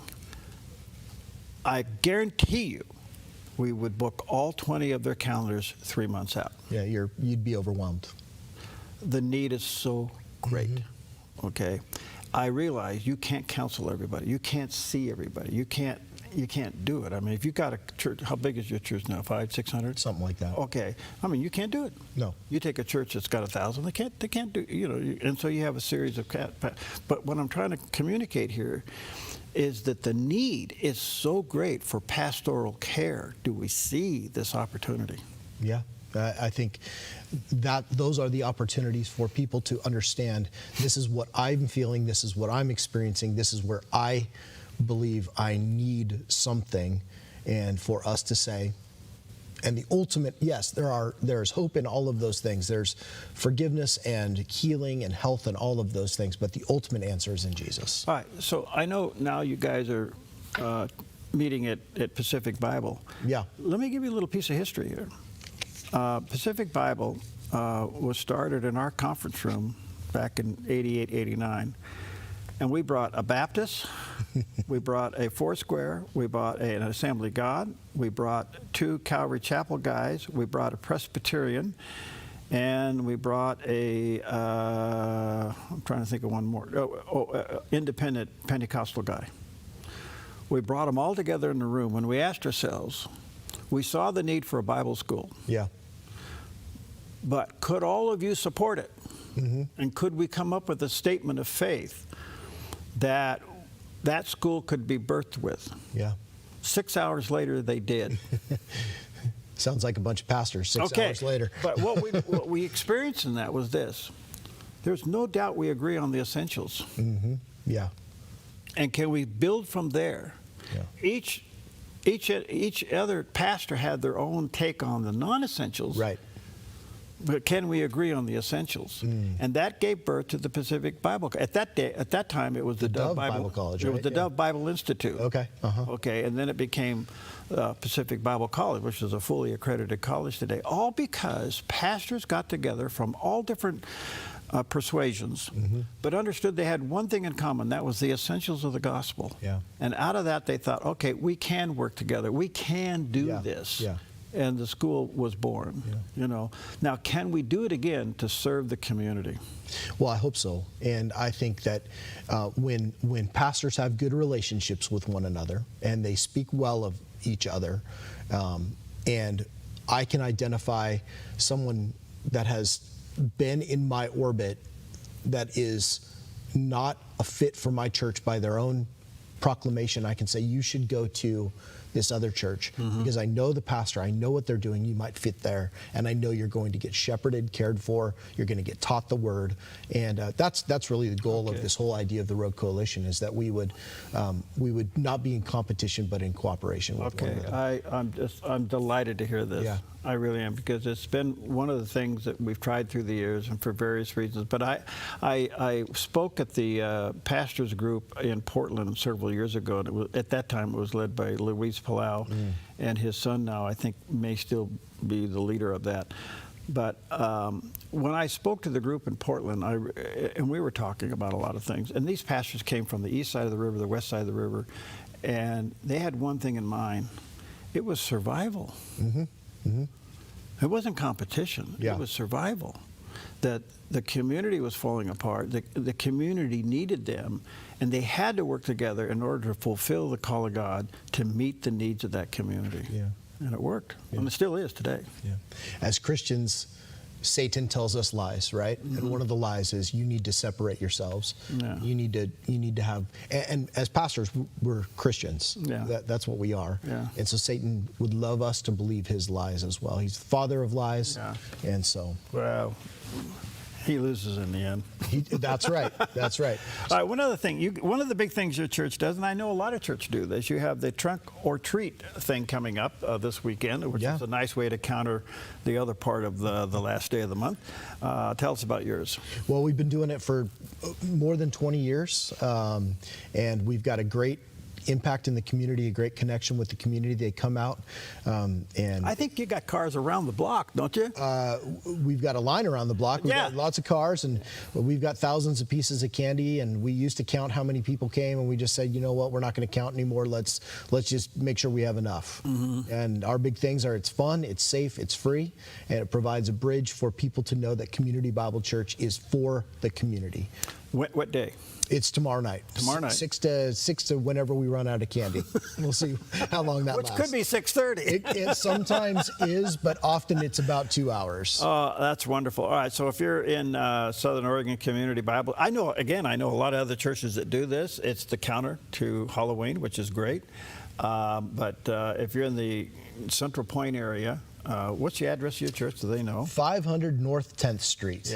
You can't miss it. You come around there on North and you'll see it there. So that'll be tomorrow night starting at 6 o'clock? 6 o'clock. That's wonderful. All right, so one last quick question. What after Isaiah? What do you think the Lord's telling you? Oh, that's Easter of 2027. I don't know that I know what's after that. Oh, so you plan on doing, okay. Yeah, in between we'll do a few things. We'll do a Christmas series and things like that. I think in the summer we'll do a different series. We might focus on the one another's of Scripture, how we interact with one another. There's about 53 of them in Scripture. So we might take a summer and focus on those. One another. All right. So, but you plan on being in Isaiah for a long time. We'll give it a thorough treatment. A thorough treatment. Yeah. All right. Well, then, communitybible.us is the website. Again, there is a picture of the page there, of the landing page. And I know this church well. They just do a marvelous job, Kevin and his team. And I tell you what, they got a great family base there. If you have kids and you're looking for a good family church, there's one right there.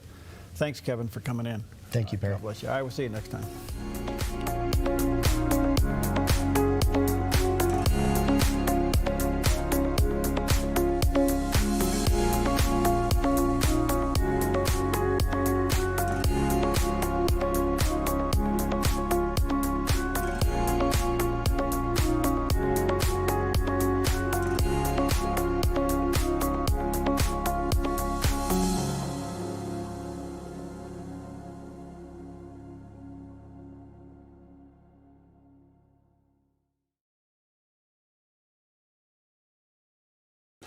Put your gold in an envelope, mail it. Hopefully you get a check. No.